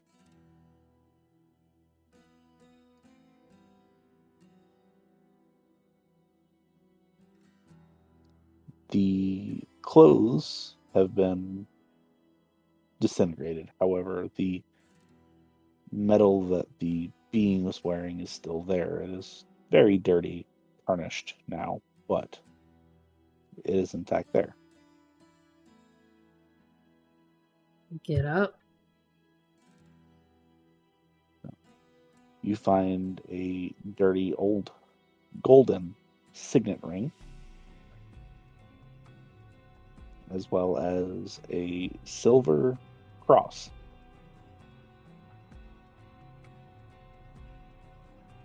The signet ring has a scepter on it. What kind of scepter? Kind of like almost like a jester's scepter. It's not like a king's or a queen's, but it's, yeah. Interesting. It's a long shot. Were there any cameras leading into this area? None whatsoever. I figured.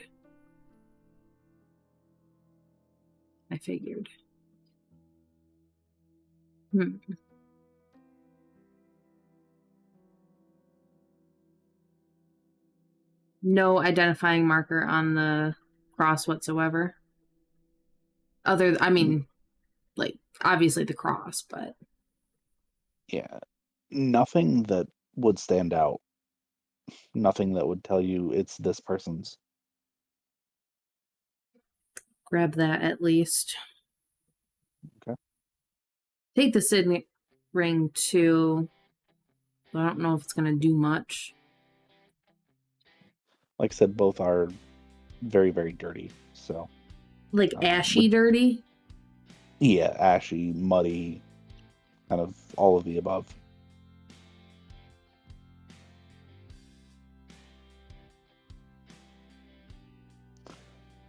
Okay. And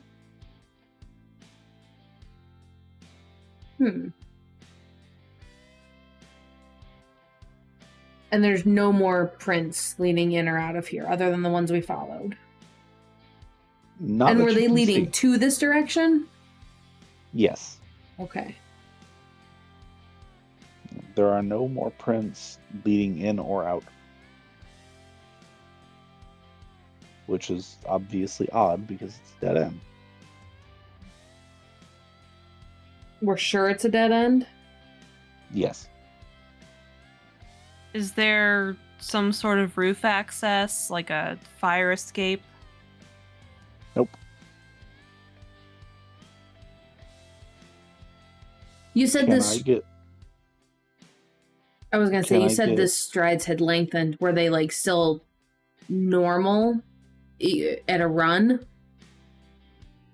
It almost looked like somebody was jumping or from one foot to the other. Would you like to give me a wits and awareness just to maybe get a clue? Yes.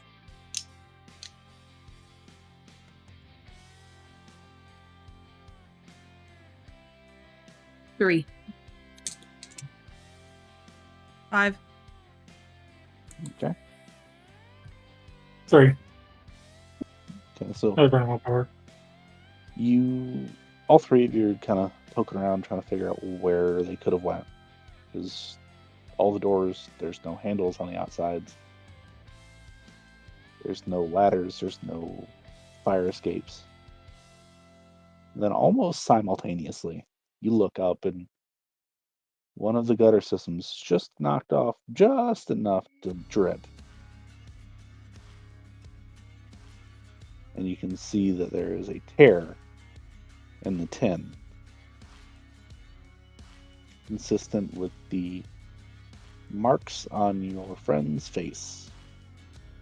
And I say that lovingly, as he's not really your friend, just a random acquaintance.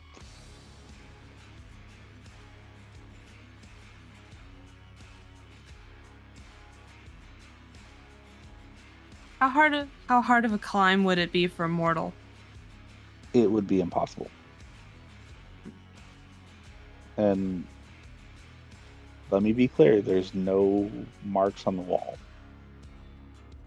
It's just there's that tear and gutter, and it's pulled down a little bit. Who's marks on whose face? The guy we talked to. Yeah. But this wasn't an area that had gotten an attack, right? I mean, it's a little bit away from the most recent one.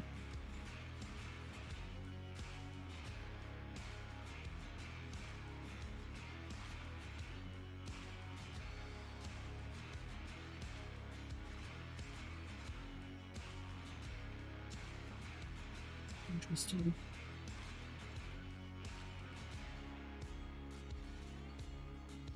If we leave the alley, is there any fire? Is there any roof access near here?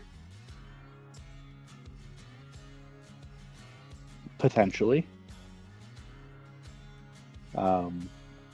Surely somebody has access to get on the roof.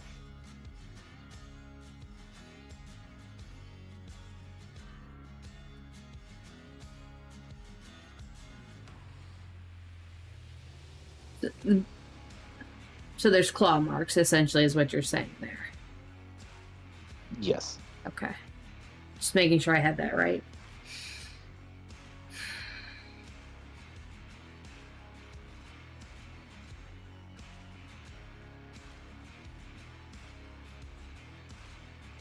It's really strange that we found a dead one, but we know someone is attacking them. Yes. Maybe we should head back. Let's see, did they have a phone back at the house? Yes, they have a phone. Maybe we should head back to the house, call Evelyn, and see what she can dig up on that signet. Yeah, probably not a bad idea.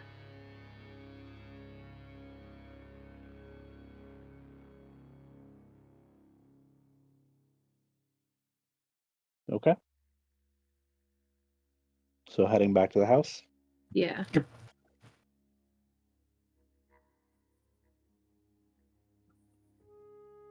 Okay.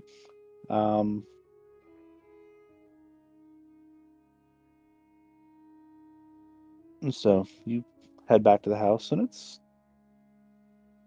if you drive quickly, you will make it just in time for dinner.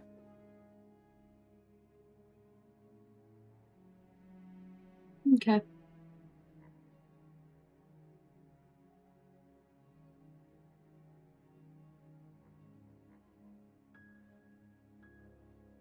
We'll And do that. We'll call Evelyn after. okay, are you going to wash the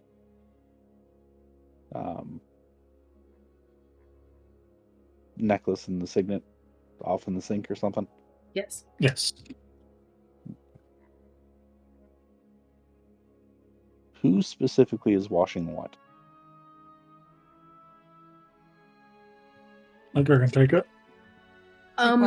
If you want to take the necklace, because Gladys actually has some metallurgy experience, so if anything is off with the ring, she could tell. Better, probably. Okay. Edgar will take across. Okay. Edgar, can I please get a wits and awareness? You need a 4. Or better.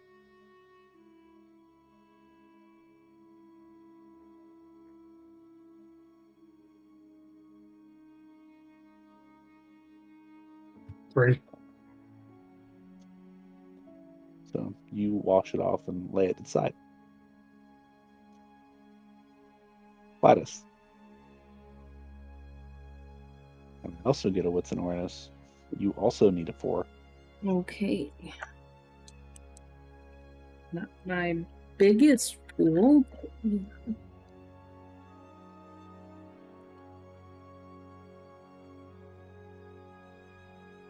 I'm gonna burn a willpower.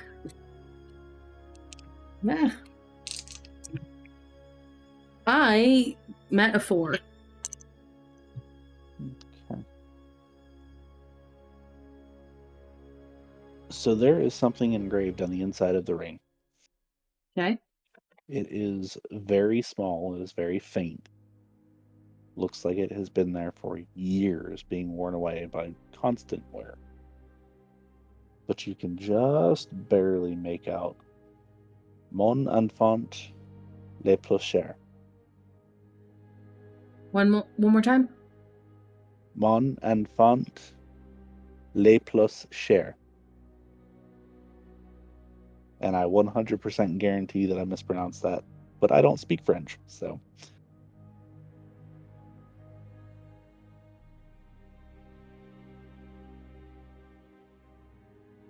Interesting. Now, what is the possibility that Gladys would recognize it as French?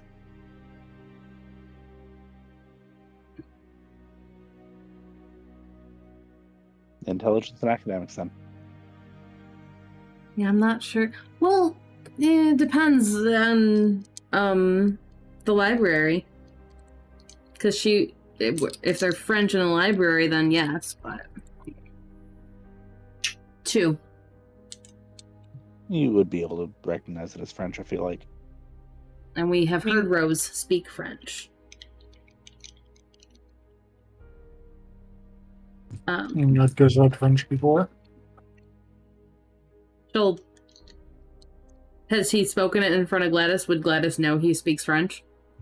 It was during the farmhouse thing. Okay. She will kind of shove it in his face and be like, read this. What does it say, Storyteller?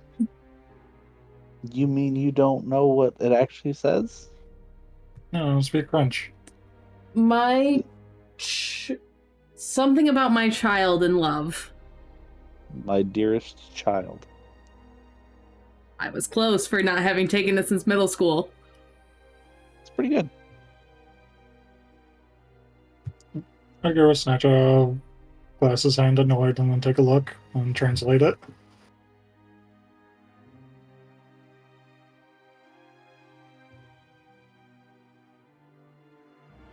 It says, my dearest child. Weird. Can she grab the necklace and look too, since one thing had an engraving? What's an awareness, please? I feel like it would make sense to do that. Yeah. Now that you know that you're looking for something, I will make it a little with bit the easier. crit. Oh, yeah. This one says Mon Savior. I think we can all figure out what that means. Yes.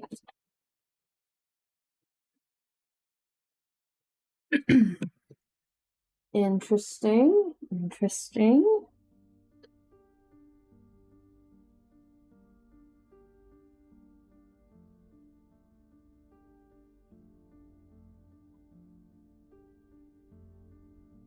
Okay. And there was nothing else with the necklace, no like hidden compartment or anything like that? No, it's just your very basic run-of-the-mill solid silver cross. Interesting. Well, she recognizes it as solid silver. She's definitely keeping it. Yeah. Now, can I get a intelligence and academics with metallurgy on the ring? Okay, intelligence. Since I would assume that you're going to look at it a little bit closer as well. Yes. 5. Okay, so the ring, if you can actually twist the scepter, and it will actually let you pull the top off, and it would be for a cyanide pill, if there was anything inside of it. Interesting. So it's an old assassin's ring.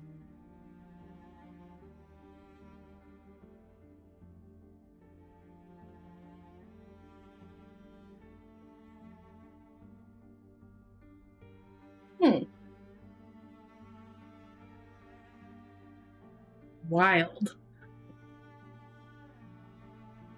Gladys just kind of twists it off. Is there anything that she can use to, like, swipe the inside of it? Does it come back with any residue? There is a white powdery residue on the inside, yes. Okay. It is not ash.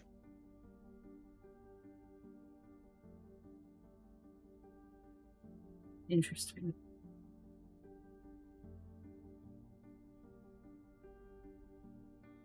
I was honestly expecting blood. No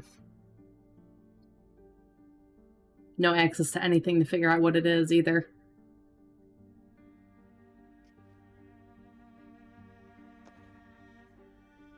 Give me wits and science.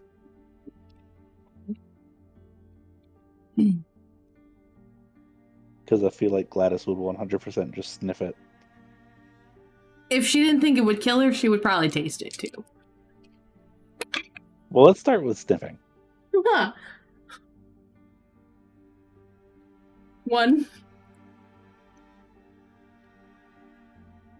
I might reroll. It smells nutty.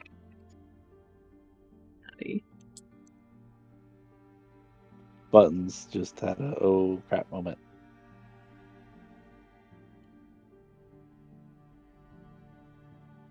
Obviously, Faye doesn't understand. I'm. It's fine. Okay. Would you like to lick it? No. She's not confident enough in her assessment. Oh, good, because that would be a resolve and stamina roll. Yeah. I mean, I figured the gist of it, but not specifics. Yeah, she'll poke around at that for a minute. And soon enough, your hosts both would come in, but what do you have there?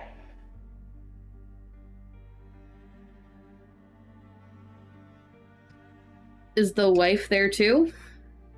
She is, yes. Something we found. Did you go to the pawn shop? Why do you say that?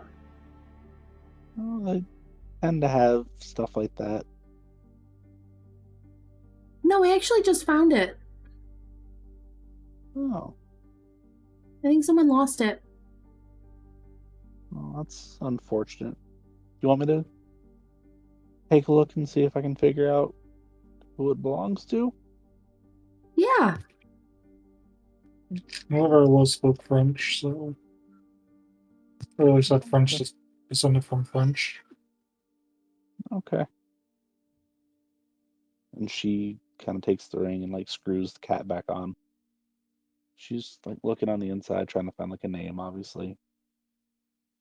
Then she kind of looks at the actual signet itself. She kind of laughs a little bit. I wish they were still open. Ooh. Mr. Willoughby was such a nice man before he died. Mr. Willoughby? Yeah, he ran a jewelry shop here in town, and then him and his wife went out just camping one summer, and she came back, but he didn't. They just never found him, and she just said that he disappeared one night, and yeah.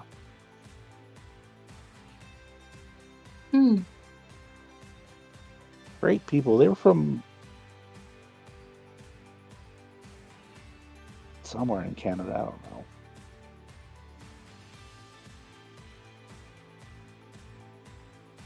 I see. Where were they open? Where was their store? Not too far from.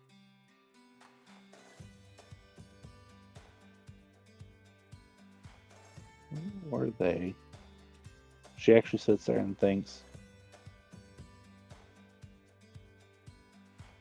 I think they were right downtown, like 2 or 3 doors away from City Hall, if I remember correctly. Has anything opened there? No, the building's been abandoned. Miss Willoughby couldn't bring herself to sell it, so now it just kind of sits there, and the kids own it, and they don't want to sell it. It's unfortunate. It's all boarded up now. I see.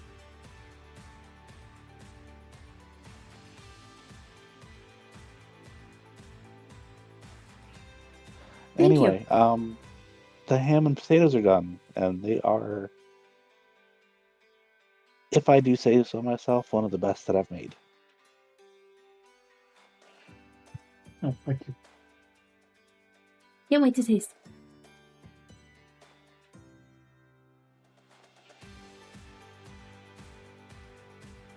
So she brings out the food and sets it on the table, and she's made a little bit more than just ham and potatoes. There's some carrots and some cabbage and some bits and pieces and odds and ends, and made fresh rolls. And you actually have a pretty dang good meal. Something that Gladys didn't actually have to cook herself. Or for the other two. Yay, warm And- food after tromping around in the cold. And to top it off, she has a nice, warm blueberry cobbler. Delicious. She brings out the nice dessert wine too, and she makes a very nice evening of it.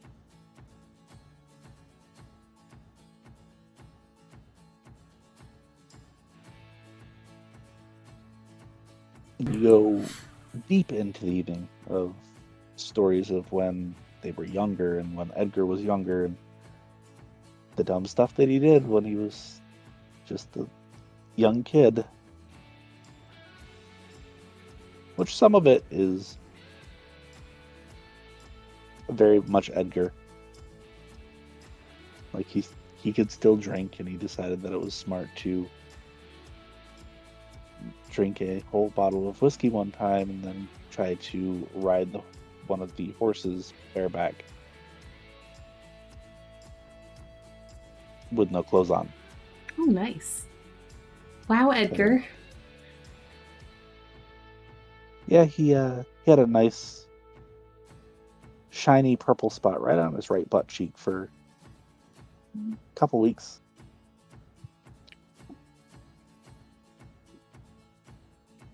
Liquor makes you dumb. That it does. But for all of his stupid moments, he does have quite a few that more than make up for it. Like the time that he decided that he was going to run across the no man's land by himself. Which sounds stupid. However, when he comes back and says, okay, cool, we can move up. By himself, has to say something. Yeah. Hmm. May or may not have been drinking there as well, but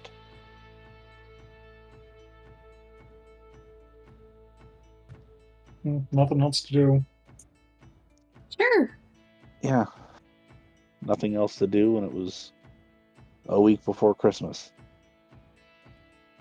It was cold, so that's how we tried to make ourselves feel not cold. Yeah, I was just kind of raised in the middle of nowhere and with my uncle. It was... Some questionable decisions had been made while I was growing up as well. But at least you've made it this far. Mostly, yes. There was a few close moments involving, like, tools that I shouldn't have been using. But that's why we don't have those in the shop anymore, right? Yeah. What about you, Rose? Anything that you would like to share with the group? I'm just a farm girl. I had to learn all my lessons the hard way. Out in the middle of nowhere, so if something went wrong, we had to deal with it ourselves, one way or the other. That is 100% fair.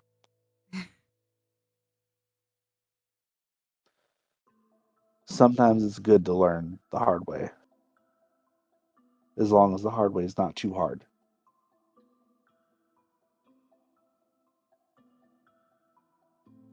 In any case, I am going to go to bed. I am stuffed, and it's been a long day. I would say don't stay up too late, but you're grown adults. You can do whatever it is that you so see fit. Thank you Good for night. everything. Good night. And his wife kind of gives the same good night and heads off to bed with him. What would you three like to do?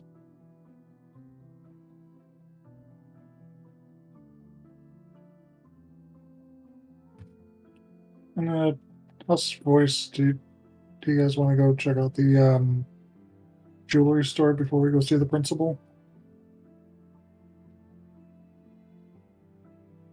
Before or after, depending on what time we get heading out. So we probably shouldn't stay up too late.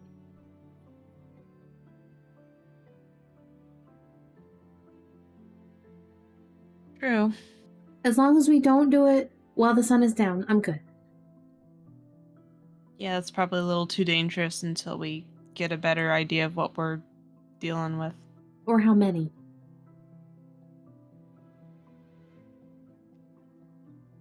Okay. So does anybody stay up doing any special projects over the evening? She'll probably stay up a little bit reading just whatever she can find. Okay. So Edgar, you head off to bed rather early, and Rose, you do, or not Rose, Gladys, you do as well. And Rose, you stay up for a little bit. You read just a random book that you pull off the shelf. And you're in the living room. You gotta put your stuff away, start shutting off the lights, and you kind of look across the street, and there's a figure across the street. He's got the wide brim helmet. Looks like he's got long, curly hair. Just standing stock still, staring at you. You don't get a good look because he's too far away and it's too dark. But you can see the figure. And it feels like he's standing there for somewhere between 5 minutes and 3 hours as you both stare at each other. Would you like to do anything?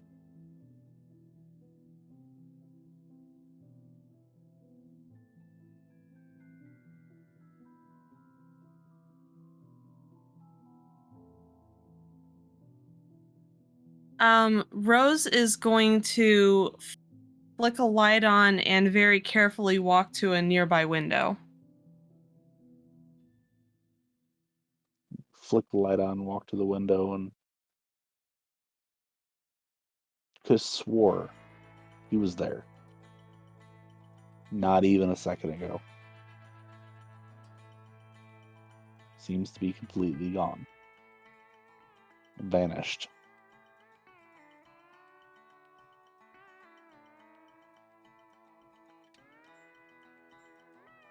Gonna put up Sense the Unnatural, see if you got closer to the house or left. So I'm not gonna make you roll. You don't smell anything. You don't taste anything. You don't feel, like, physically feel anything, but you do feel a sense of oddity. You feel a sense of claustrophobia.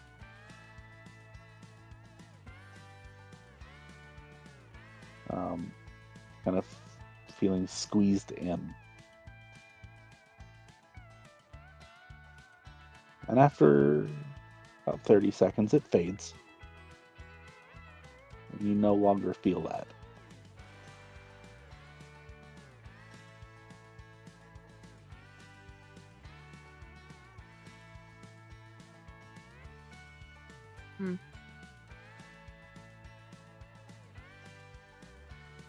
Unsettled by the sense of claustrophobia, Rose will stay up just a little bit longer.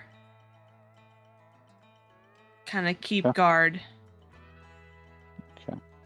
And you go to settle back down into the chair, and then there's just a very light tapping at the door.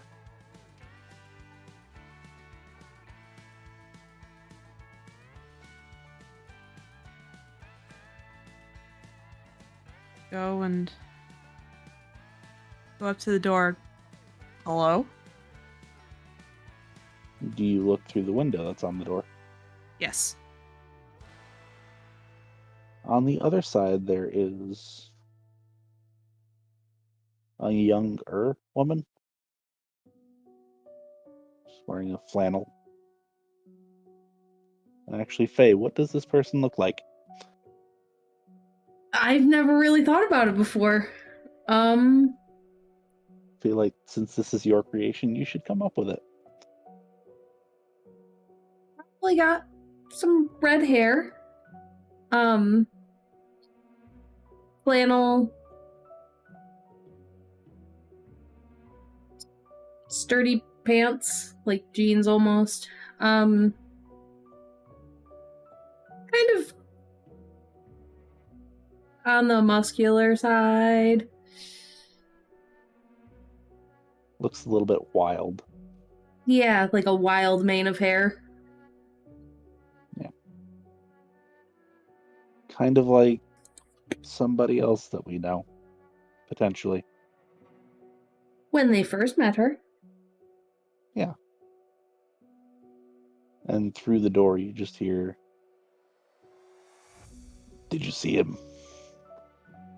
In a much more feminine voice. Because I can't Yes. do that.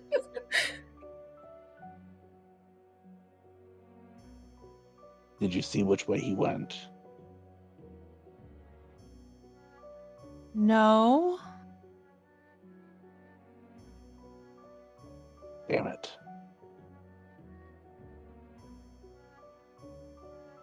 I'm sorry, who are you? It doesn't matter. We both want him gone.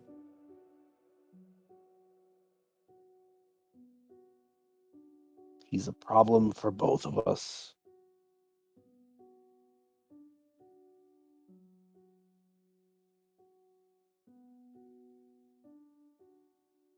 You know, you're lucky I was the one that stayed up tonight. The others aren't quite as accommodating. I'll tell you that just as he was leaving, I felt this intense sense of claustrophobia. I don't know if he's hiding somewhere or traveling via some suspicious method, but Oh no, that's just his web getting into you. what does that mean? No, he's a Malkavian. Talking through the door is weird. Is it alright if I come out there? You sure you can trust me? I can trust you not to harm me at the moment, considering we're both stalking the same prey. Then crack the door if you must. And she will. Then you can see blood red eyes. Not Not like Tori's blood red eyes, but reflective blood red eyes. As she stares at you, and it definitely gives you a very off-put feeling.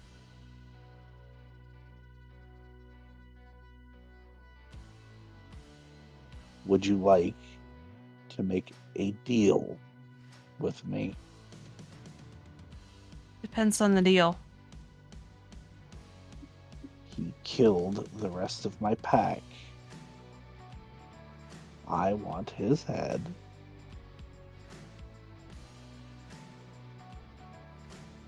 Even if you actually take it. I need him gone.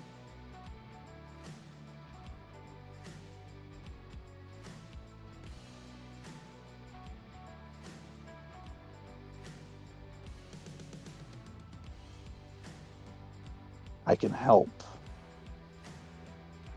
You're not fast enough for him.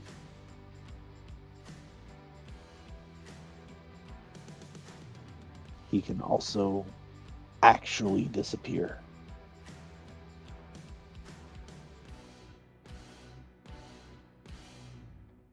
And what do you want in return? Just his head? I need him gone. I don't need his physical head. However, I do need proof that he's gone. They send me to hunt ones that cause problems for all of the rest of us.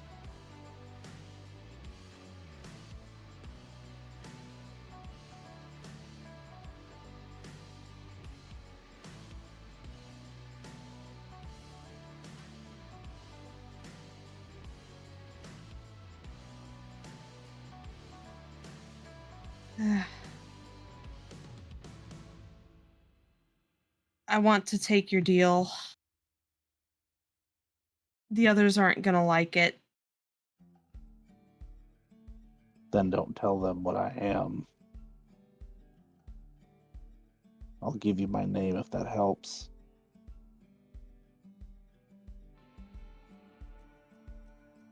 Sure.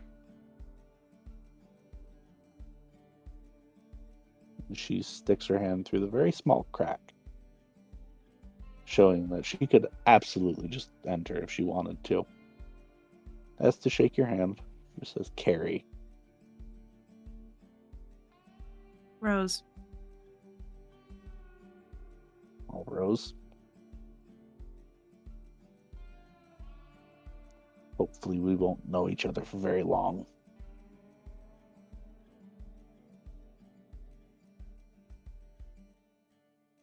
We'll certainly see. Go get some sleep. I'll meet you tomorrow night.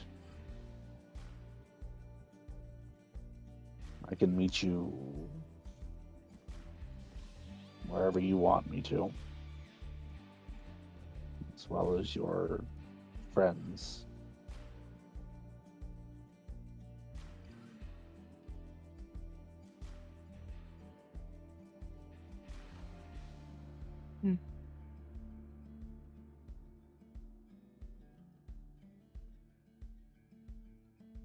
Let's see. Is there like a patch of woods or something near-ish the house, but still a decent distance?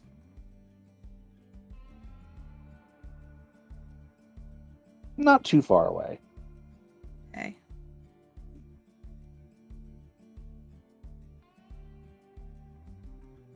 I'll admit I don't know the area like I'm assuming you do, but the woods outside the house.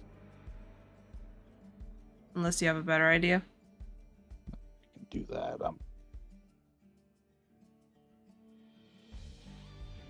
Stereotypes are stereotypes for a reason. I do well out in the woods.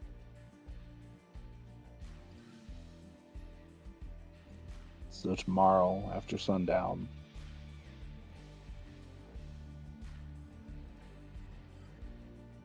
Meantime, stay safe.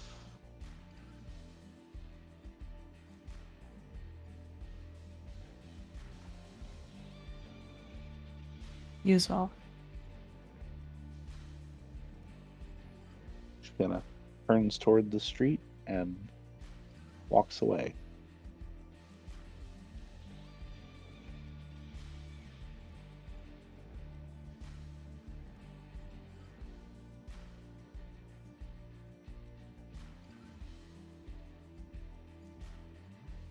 And what does Rose do?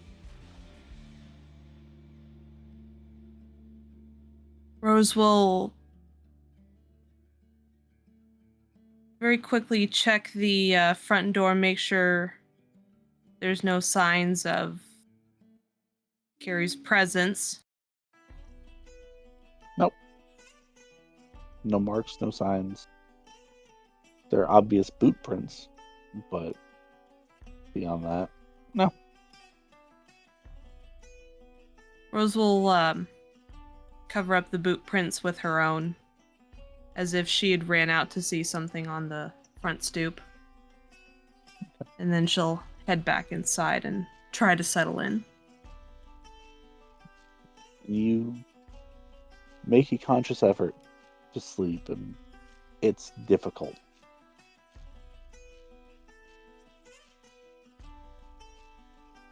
Every time you fall asleep, you see that same person in the helmet with the long curly hair. They seem to just be there. But when you open your eyes, they're not. You don't sense any presence of them, but they just feel like they're there.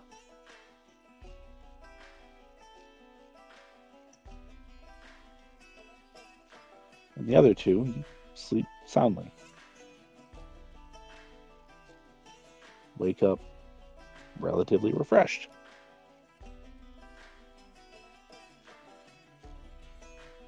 To bacon frying on the stove and eggs being made for you. Fresh French pressed coffee.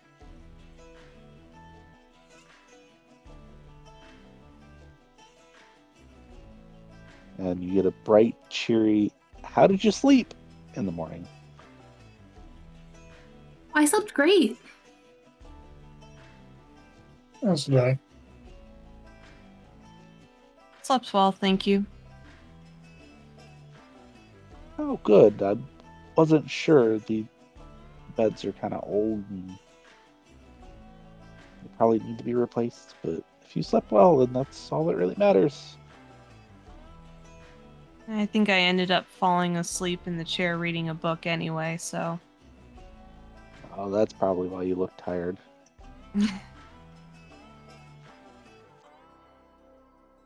But as long as you say you slept okay enough, that's fine.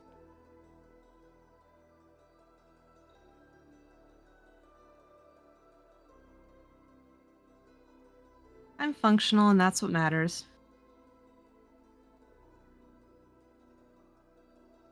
Anyway, eat up. I don't know what you have planned for today, but I'm sure it's probably more meetings. Early morning meetings. So, Mm. well, that is good to know. If there's anything I can do for you, by the way, by all means, just let me know and I'll do what I can, okay? Thank you. Appreciated. You have a rather nice breakfast. Everybody gets ready. You are free to go about your merry way after, at about 8:30, 9 o'clock. How far As we're- away? Oh, go ahead. As we're heading out the door, Rose is going to pull Gladys and Edgar close, and he knows we're here. What? I was up late last night. reading because I couldn't really fall asleep. And he was standing on the other side of the street staring at not just the house, but like at me.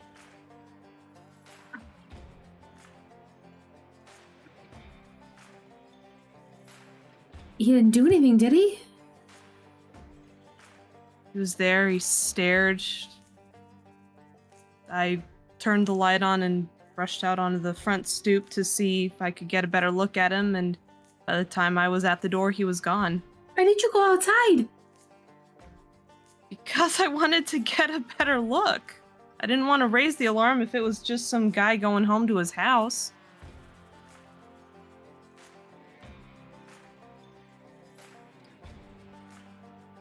Trust me, it was just 2 feet out the front door. It didn't even go anywhere. Why'd he leave? Because he noticed me noticing him. Well, that means we've already piqued his interest. I wonder where's the jewelry store in location to both the school and where we were in the alley? So in the alley, it's really not that far away. It's a couple thousand feet. As far as the school's concerned, it's about a mile down the road. I don't know if we want to risk going to the building before the school. We should probably take the school appointment first. I think so too. Okay. That's good.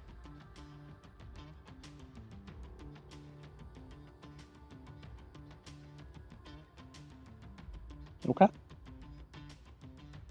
So going to waste time until meeting in school. Yeah. Okay. So you show up and the receptionist directs you into the principal's office. And the man is exactly what a principal should look like. In everyone's mind's eye, kind of a little bit balding on top, like immaculately pressed, just flat gray suit.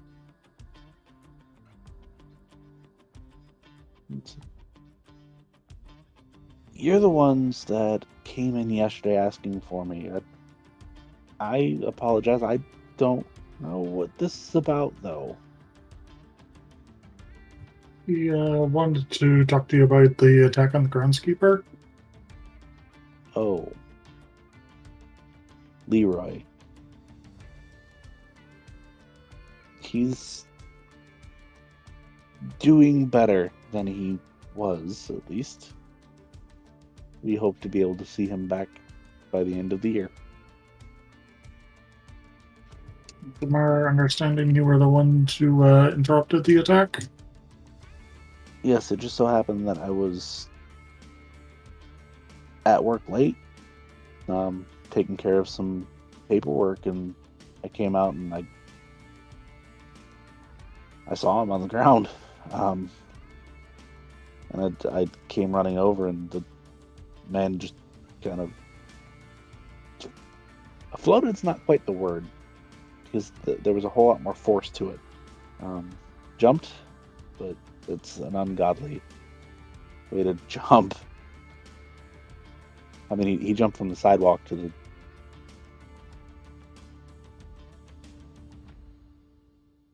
the playground. And then from the playground on top of the school. Did you ever see him come down off of the roof? Like on the other side of the building? Or I did not, unfortunately. did someone? It was just me and him. I dragged Leroy inside, called for ambulance, got him to the hospital as quickly as I could. That's about as far as the extent of the what happened that I was involved. Understandable. Did you see what the assailant looked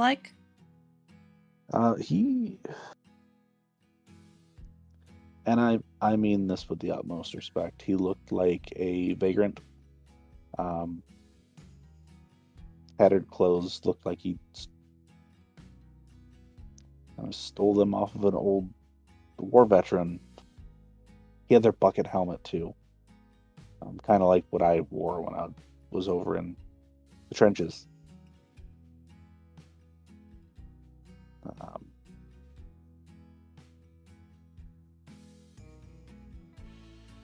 I don't know what drove him to the attack, but I do know that with any luck, he'll be caught and brought to justice.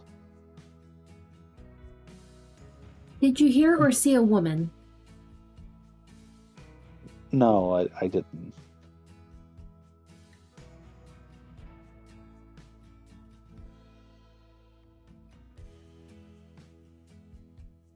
Any unusual smells or anything like that? What do you mean, smells? There was just we're investigating this, and one of the other people mentioned a smell, so we're just trying to gather if there was anything. No. I also didn't get close to him, so if he gave off a smell, I absolutely wouldn't have been able to detect it. Just asking.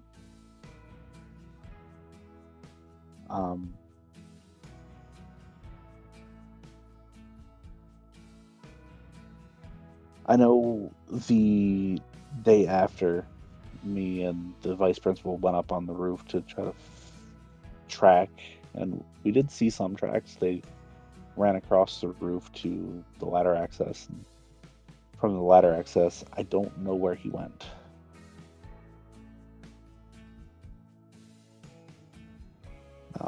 That much I can tell you.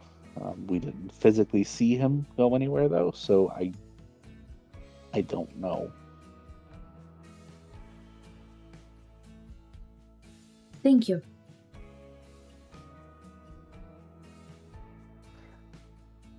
Actually, now that I think about it, a couple days after the incident, I was trying to do some of Leroy's responsibilities while he's out, and we work in teams of 3 now, but there was a car. It's a very old, I think it's Model A, that was in the parking lot for a little while. I didn't see the occupants, but it kind of looked like there were 3 or 4 of them, in that little tiny cab.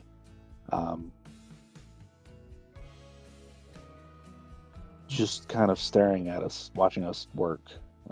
I don't know if that's in any way, shape, fashion, form related, but it's a possibility.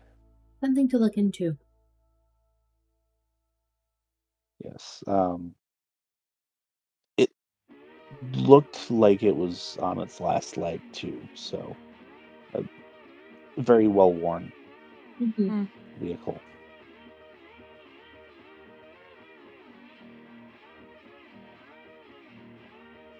Thank you for your time. Sorry to bother you while you were at work.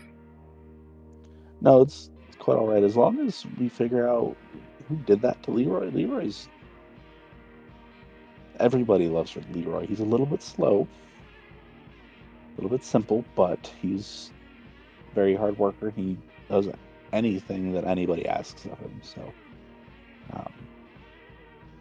to have him hurt in such a manner not only hurts him, but hurts the entire community.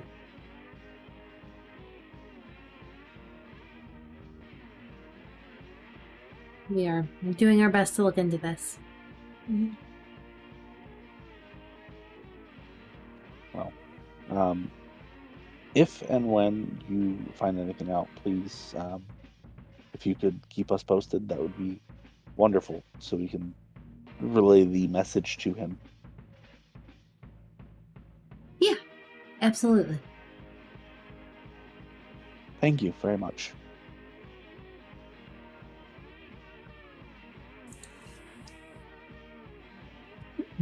Have a good day. You too.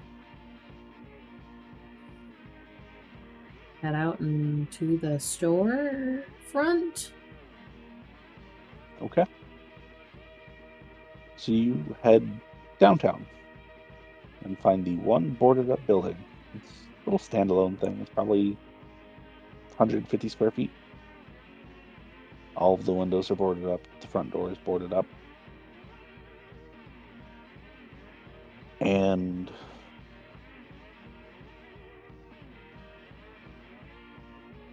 it seems like it's pretty tight.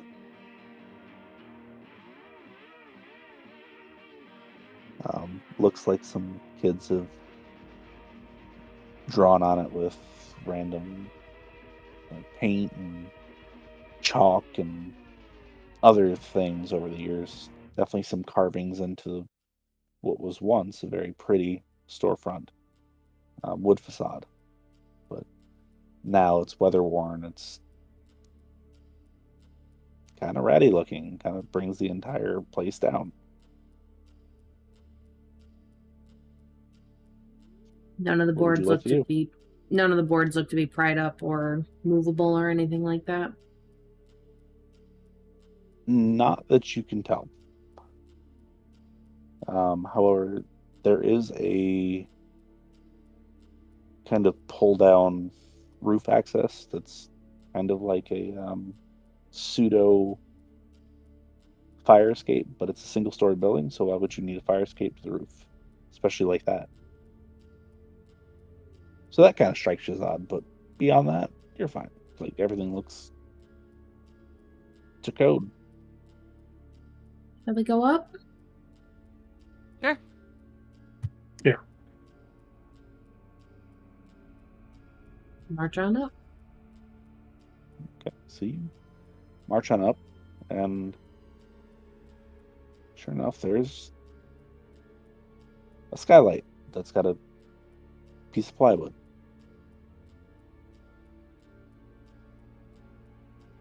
Is it nailed in?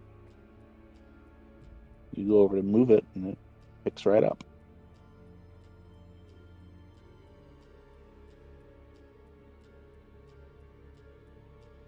Is there a ladder or anything leading to it? You would like to move and actually stick your head in and take a look? I would like to move the board completely off. Okay. So the light gets down into it. So, as you remove the board completely, first and foremost, the thing that you notice is there is kind of like a wave of warm air. Second thing is you get a rather strong, albeit a little bit musty, smell of popcorn, non-buttered popcorn.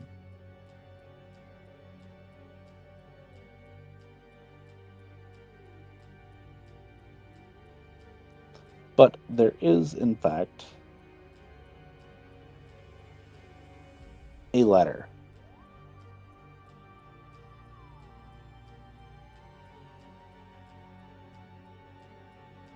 Did we just so happen to bring anything with us today, knowing we were going into someplace like this? There's probably stuff in the trunk. Yeah, I don't feel like we would have pulled out Oop. the weapons in front of the Yeah, wife. no. I'll also say that, and I doubt Rose is going to walk into a middle school with a rifle larger than she is strapped to her back. Right. Yeah, no, wrong era of America for that. Dark humor, I apologize.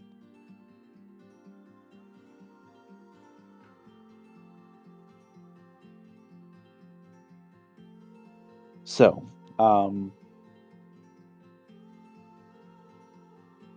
what would you like to do? Who wants to go down first? No. I mean, we could drop something in and just set it on fire. Yeah, but random acts of arson probably isn't the best idea. Well, then I don't know what you want to do, because this is probably where they are. They're probably sleeping right now. Exactly why it would be the best time to take care of them. We'll confirm that they're there first, and then we'll burn the building down. And how do you want to do that? Go in and search. That's why I asked who wants to go first. And that's why I volunteered to go first. Oh, Faye thought you said no.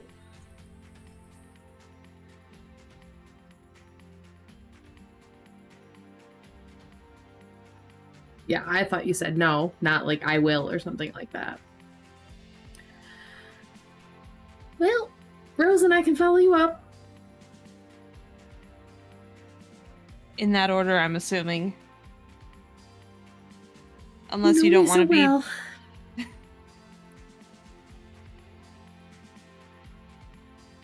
We should probably go get our stuff, though. Yeah, probably. One of us want to stay up here and the others go get it? Just in case? Okay, Potch. Okay. Okay. So Rose and Gladys, you go down to the car, grab the stuff. Edgar, you are kind of standing over top of this hole, and can I please get you to make me a wits and awareness, please? Please.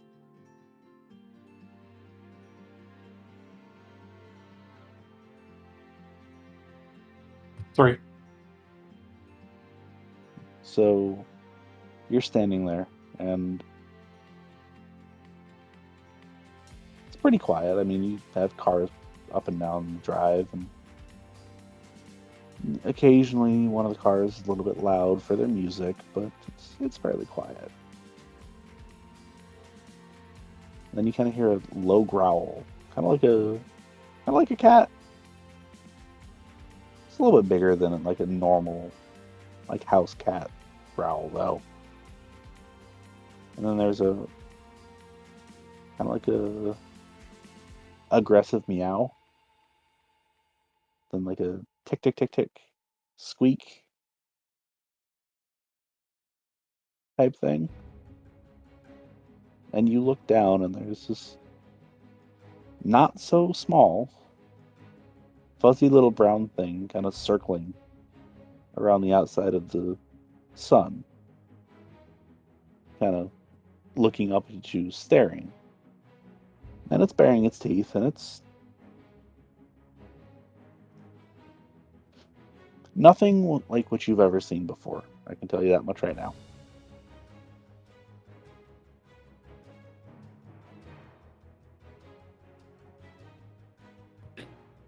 Just stare at it, try to figure it out. Okay. You gonna say anything to those two while they're coming up? Yeah. Okay. So Edgar alerts you of its presence, and you come over and you kind of take a look at it, and you see the same thing.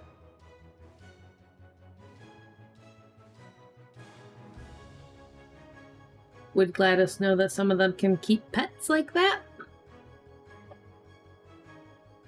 Well, first and foremost, give me a intelligence and academics, please. 3. Would Rose like to give me that same roll? I can't beat a 3. Okay. Well, I'm gonna post this in our chat so you at least know what you're looking at.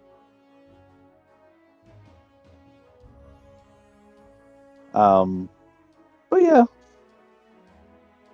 Gladys probably knows that they can keep pets like that.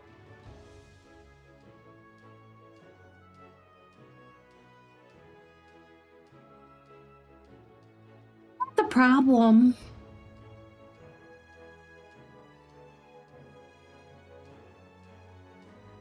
Some of them can, like, bond pets like they did that person. I'm not surprised. That is... But, like, the ones some of them can, like, really bond with them.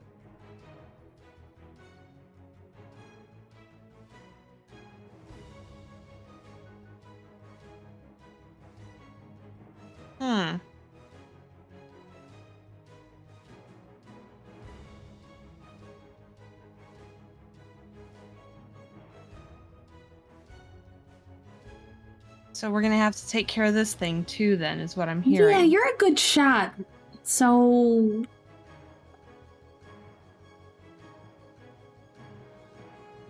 Are we doing this? We actually doing this, like, right now? I mean, again, we can't even go search the building while it's still here, and he already saw us. He already knows where we are. At this point, the thing starts climbing up the ladder. And it is fairly obviously not a cat. Now that it's getting a little bit closer, it looks like a large cat, sort of, but it also looks like a very small bear.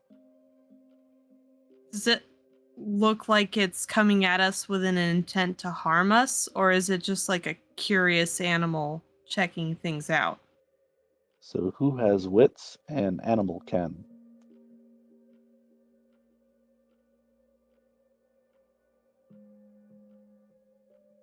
Two.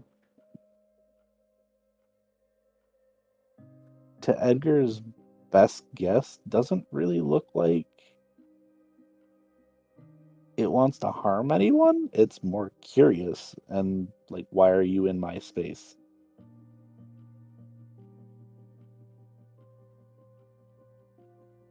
Let us know they can talk to animals.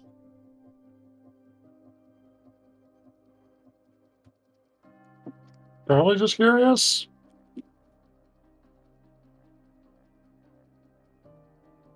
Right, but like, when I said bond, I mean really bond. Like, they might be able to even, like, I don't know, they do weird things.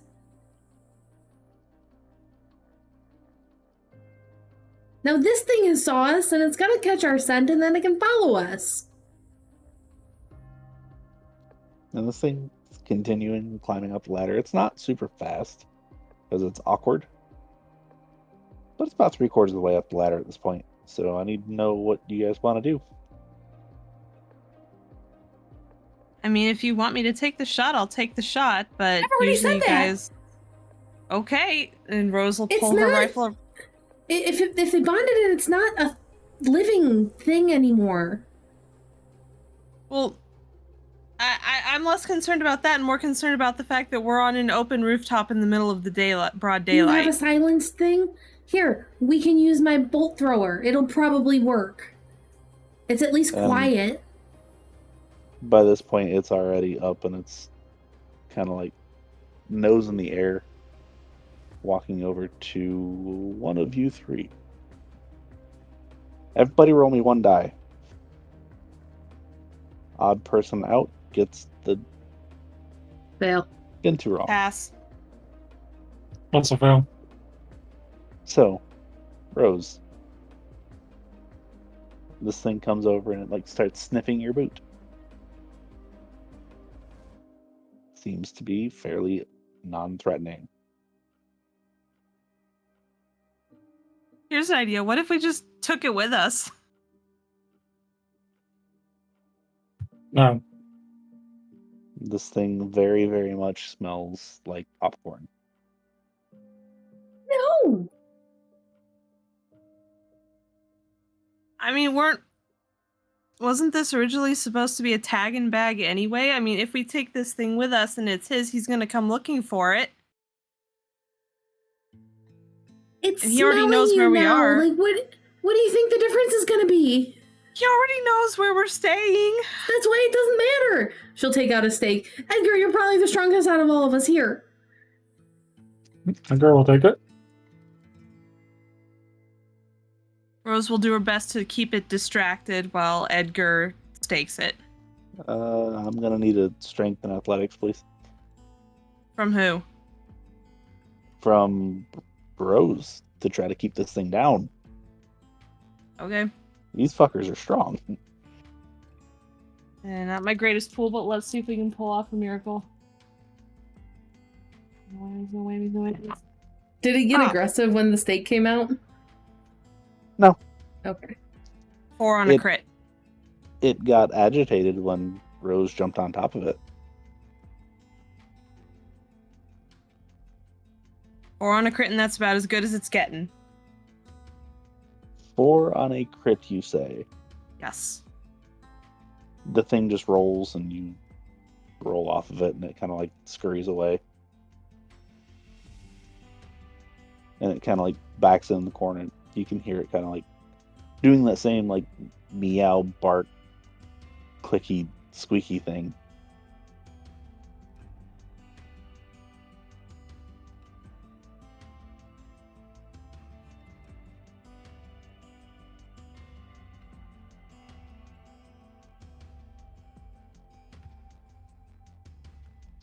So what are you doing?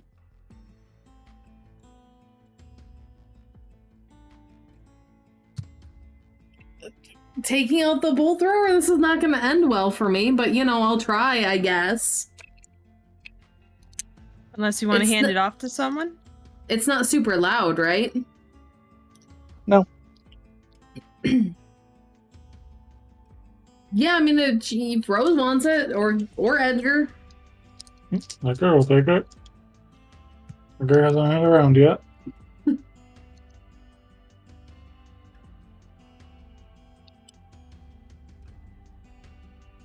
Load it up and give it to Edgar.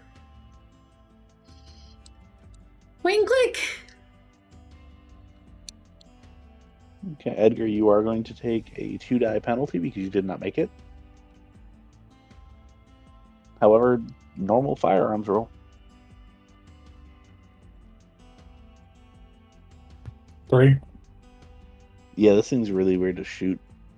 It embeds next to it, and you can see it just kind of like run past everyone and get to the fire escape, and it flops down real fast and runs off.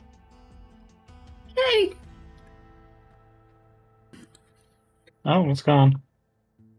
In we go? I guess. Think you can get that bolt out? Or is the wood just shattered? The tip is embedded, the rest of it's shattered. Okay, then never mind. We still Oh. probably have plenty. That seems like a good spot to pause. After trying to murder an innocent Binturong. Sure, innocent. Yeah. 100% innocent. It's not a ghoul. I would not do that to that poor thing. You know. Uh-huh. No. In any case, thank you for anybody that has stuck around with us on Twitch, and for those of you that are part of the raiding party that are still here, if anybody is, thanks for sticking around. I hope you enjoyed the last little bit that you did get to witness. Anybody that watched the entire thing, I hope that you enjoyed it. Come join us here on Twitch every Tuesday and Sunday at the very least. About half the time on Thursdays. Tuesdays and Sundays, though, we actually play either Hunter or Vampire.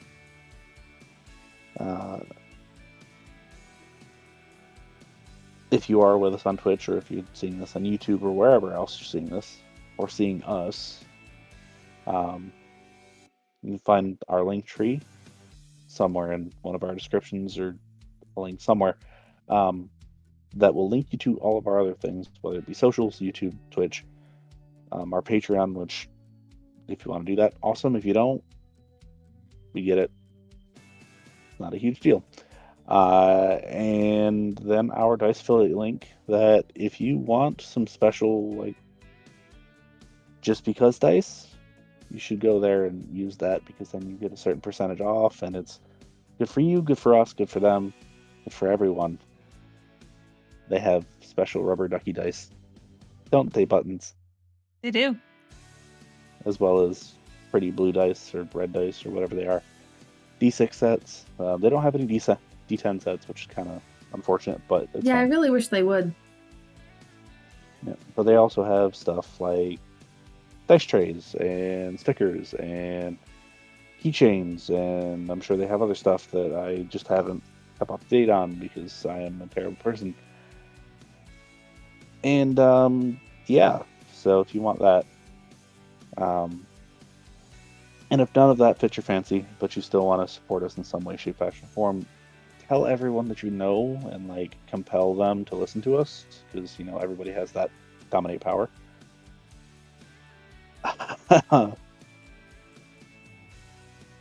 So yeah, if you want to stick around for a little bit, I'm not going to be on for super long because I have been up since yesterday and it's late. So I'll be up for a little bit, and we'll do some spoilers if anybody wants them, which I'm sure at this point people do. And yeah, so if you don't want spoilers, now would be your time to leave, because after game talks. So 5, 4, 3, 2, 1, go. Spoilers, maybe? Spoilers! Spoilers! We love spoiler time.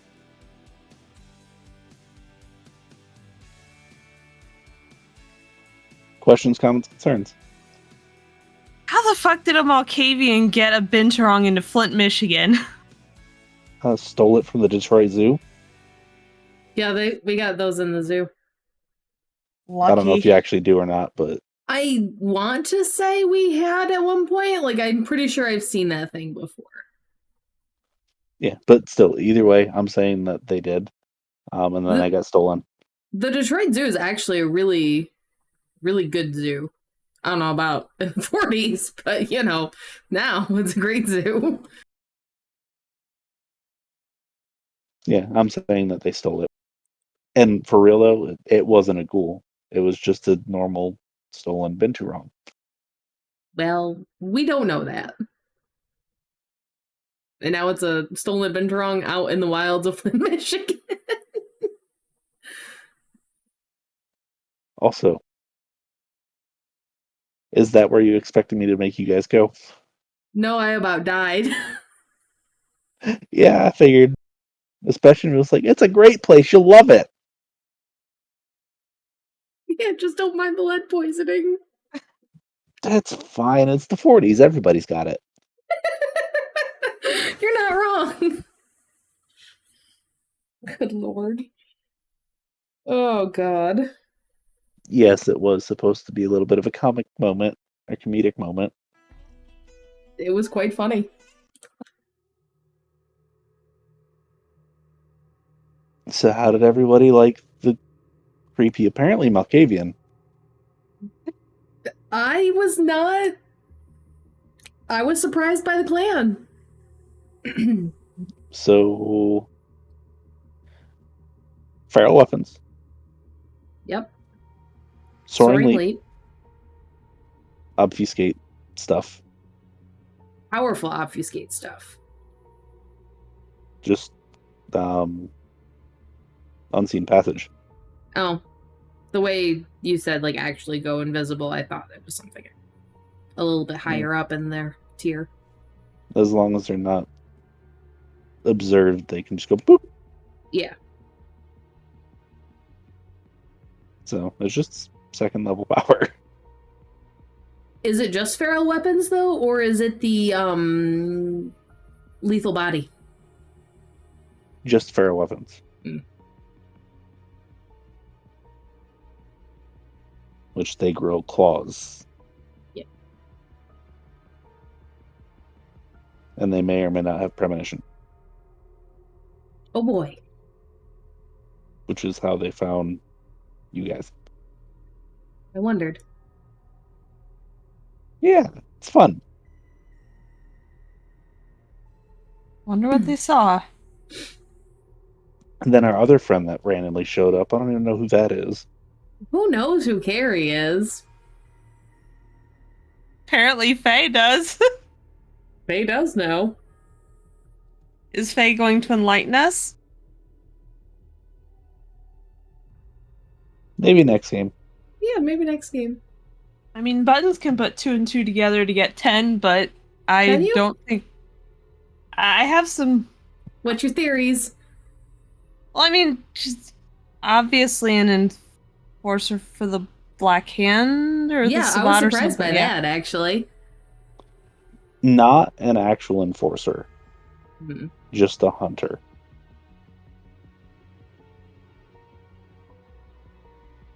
But a hunter that goes and takes care of people that cause problems for people.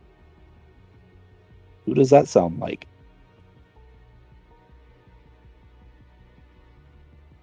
Specifically, who causes problems for people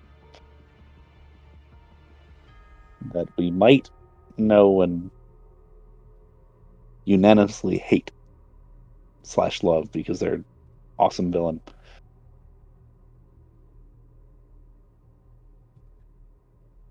The list is endless. Oh, the main one for Atlanta. That isn't the Baron or the little girl. Gregor! Yes.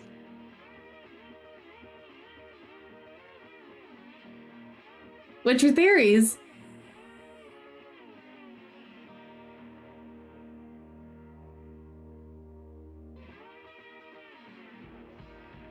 Come on, Buttons. You got something. Don't overthink it. I was just wondering if she was the one that Tori ends up diablerizing.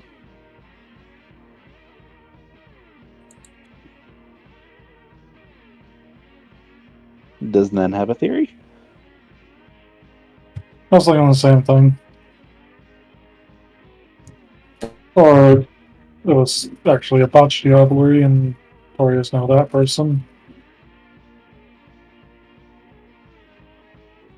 I mean, looks like Tori, talks like Tori, kind of acts like Tori, dresses like Tori.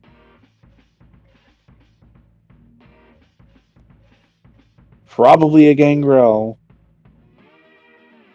With the shiny eyes. Yeah, Shiny Those are red just eyes. Eyes of the Beast. that's just Eyes of the Beast. Eyes of the Beast makes your eyes like animal, like reflective Yeah, but red. that... Yeah, I meant that as in that's a sure tell for a gangrel. Yeah. 100%. Tori's first victim. Yes. And See, I Faye, can do math. Faye, for your sake, do you like that spin that I put on it?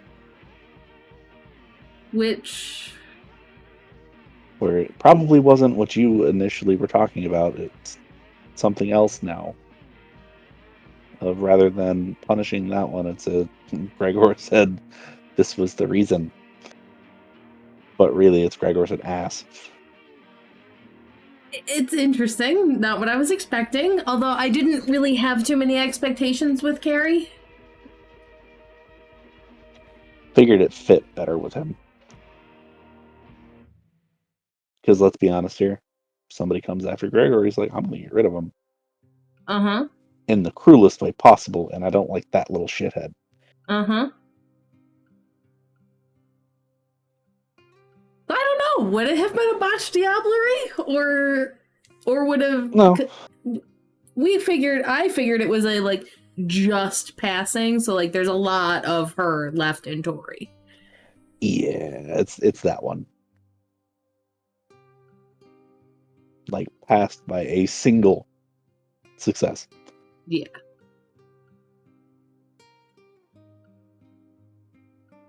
Yeah, there's a lot of her left in Tori. Yeah.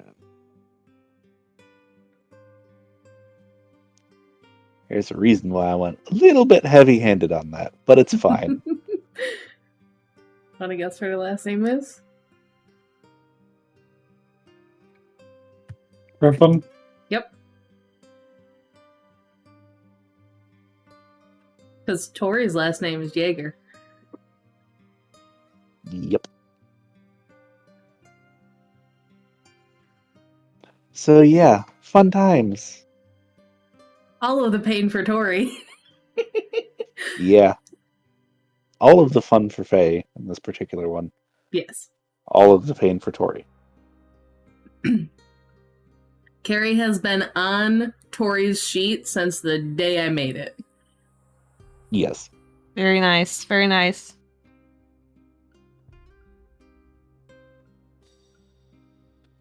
So yeah, that's this is absolutely the there's a specific thing for it, but it's the Michigan Dogman. Yeah. Is effectively what it is. That's why I was so excited when I saw that guy's hoodie. Right when we learned we were doing Michigan. I was like, I need it! Yeah. Now the question is, who's actually the Dogman? Who knows? Because the Malkavian Yeah, it's not the doesn't Malkavian. change. And someone was attacked by a dog. Allegedly. Or at least had seen one. Allegedly, yes. Still need to interview those last few people. Also in the jewelry store. Do you want some spoilers as to what you'll find? Or do you want to just explore it? We'll find out next game. Okay. You'll find out next game. It's fine. It's just 2 weeks. It's not that long. Yeah. It's so long.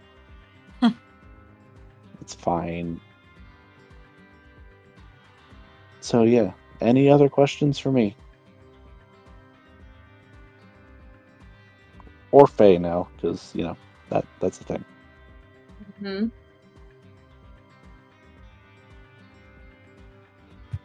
Wasn't expecting Edgar to be a mad lad during the Great War. I just figured it fit. That was completely Dengle improvising stuff. Yeah, I figured it fit, though.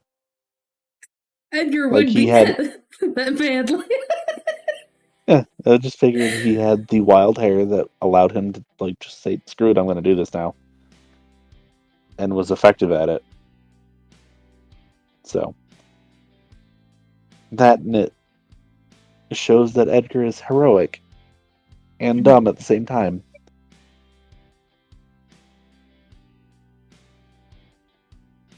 Or can be heroic. It's not say he's just straight out heroic. So yeah. Also, if you feed Edgar enough liquor, he will do almost anything. Which I think we've already canonically said he will do. We got some moonshine. Here you go, bad lad. Give him a broadsword and set of bagpipes and let him go. Oh god. He'll be fine. Fun fact, that actually did happen in real life. Oh no. In World War II on the beaches of Normandy. Germans went and shoot him because they thought he was too crazy. Which, I mean, he was, but... Oh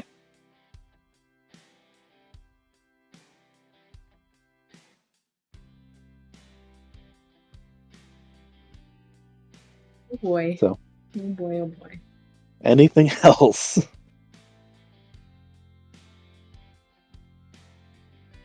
Going once. Going twice. 3 times.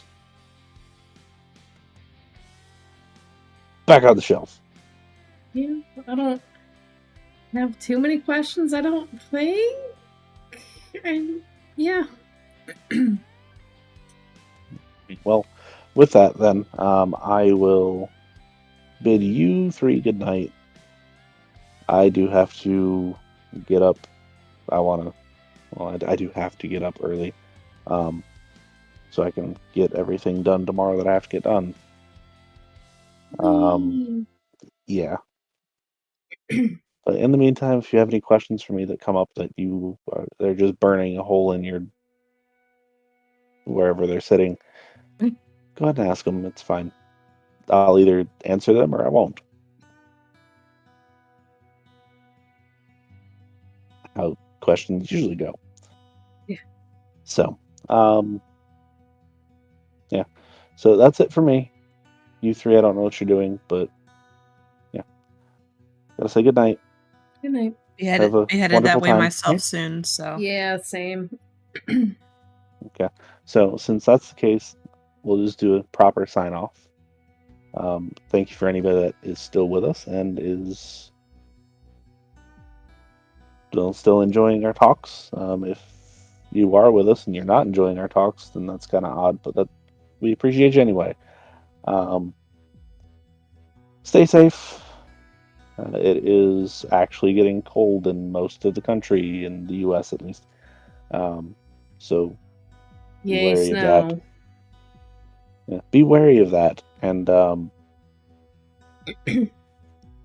happy holidays, because those are coming up if you celebrate any of them. If not, have a wonderful time of the year, because I don't know what else to say to you. Thanks for sticking around, everybody. Have a good one. Good Good night.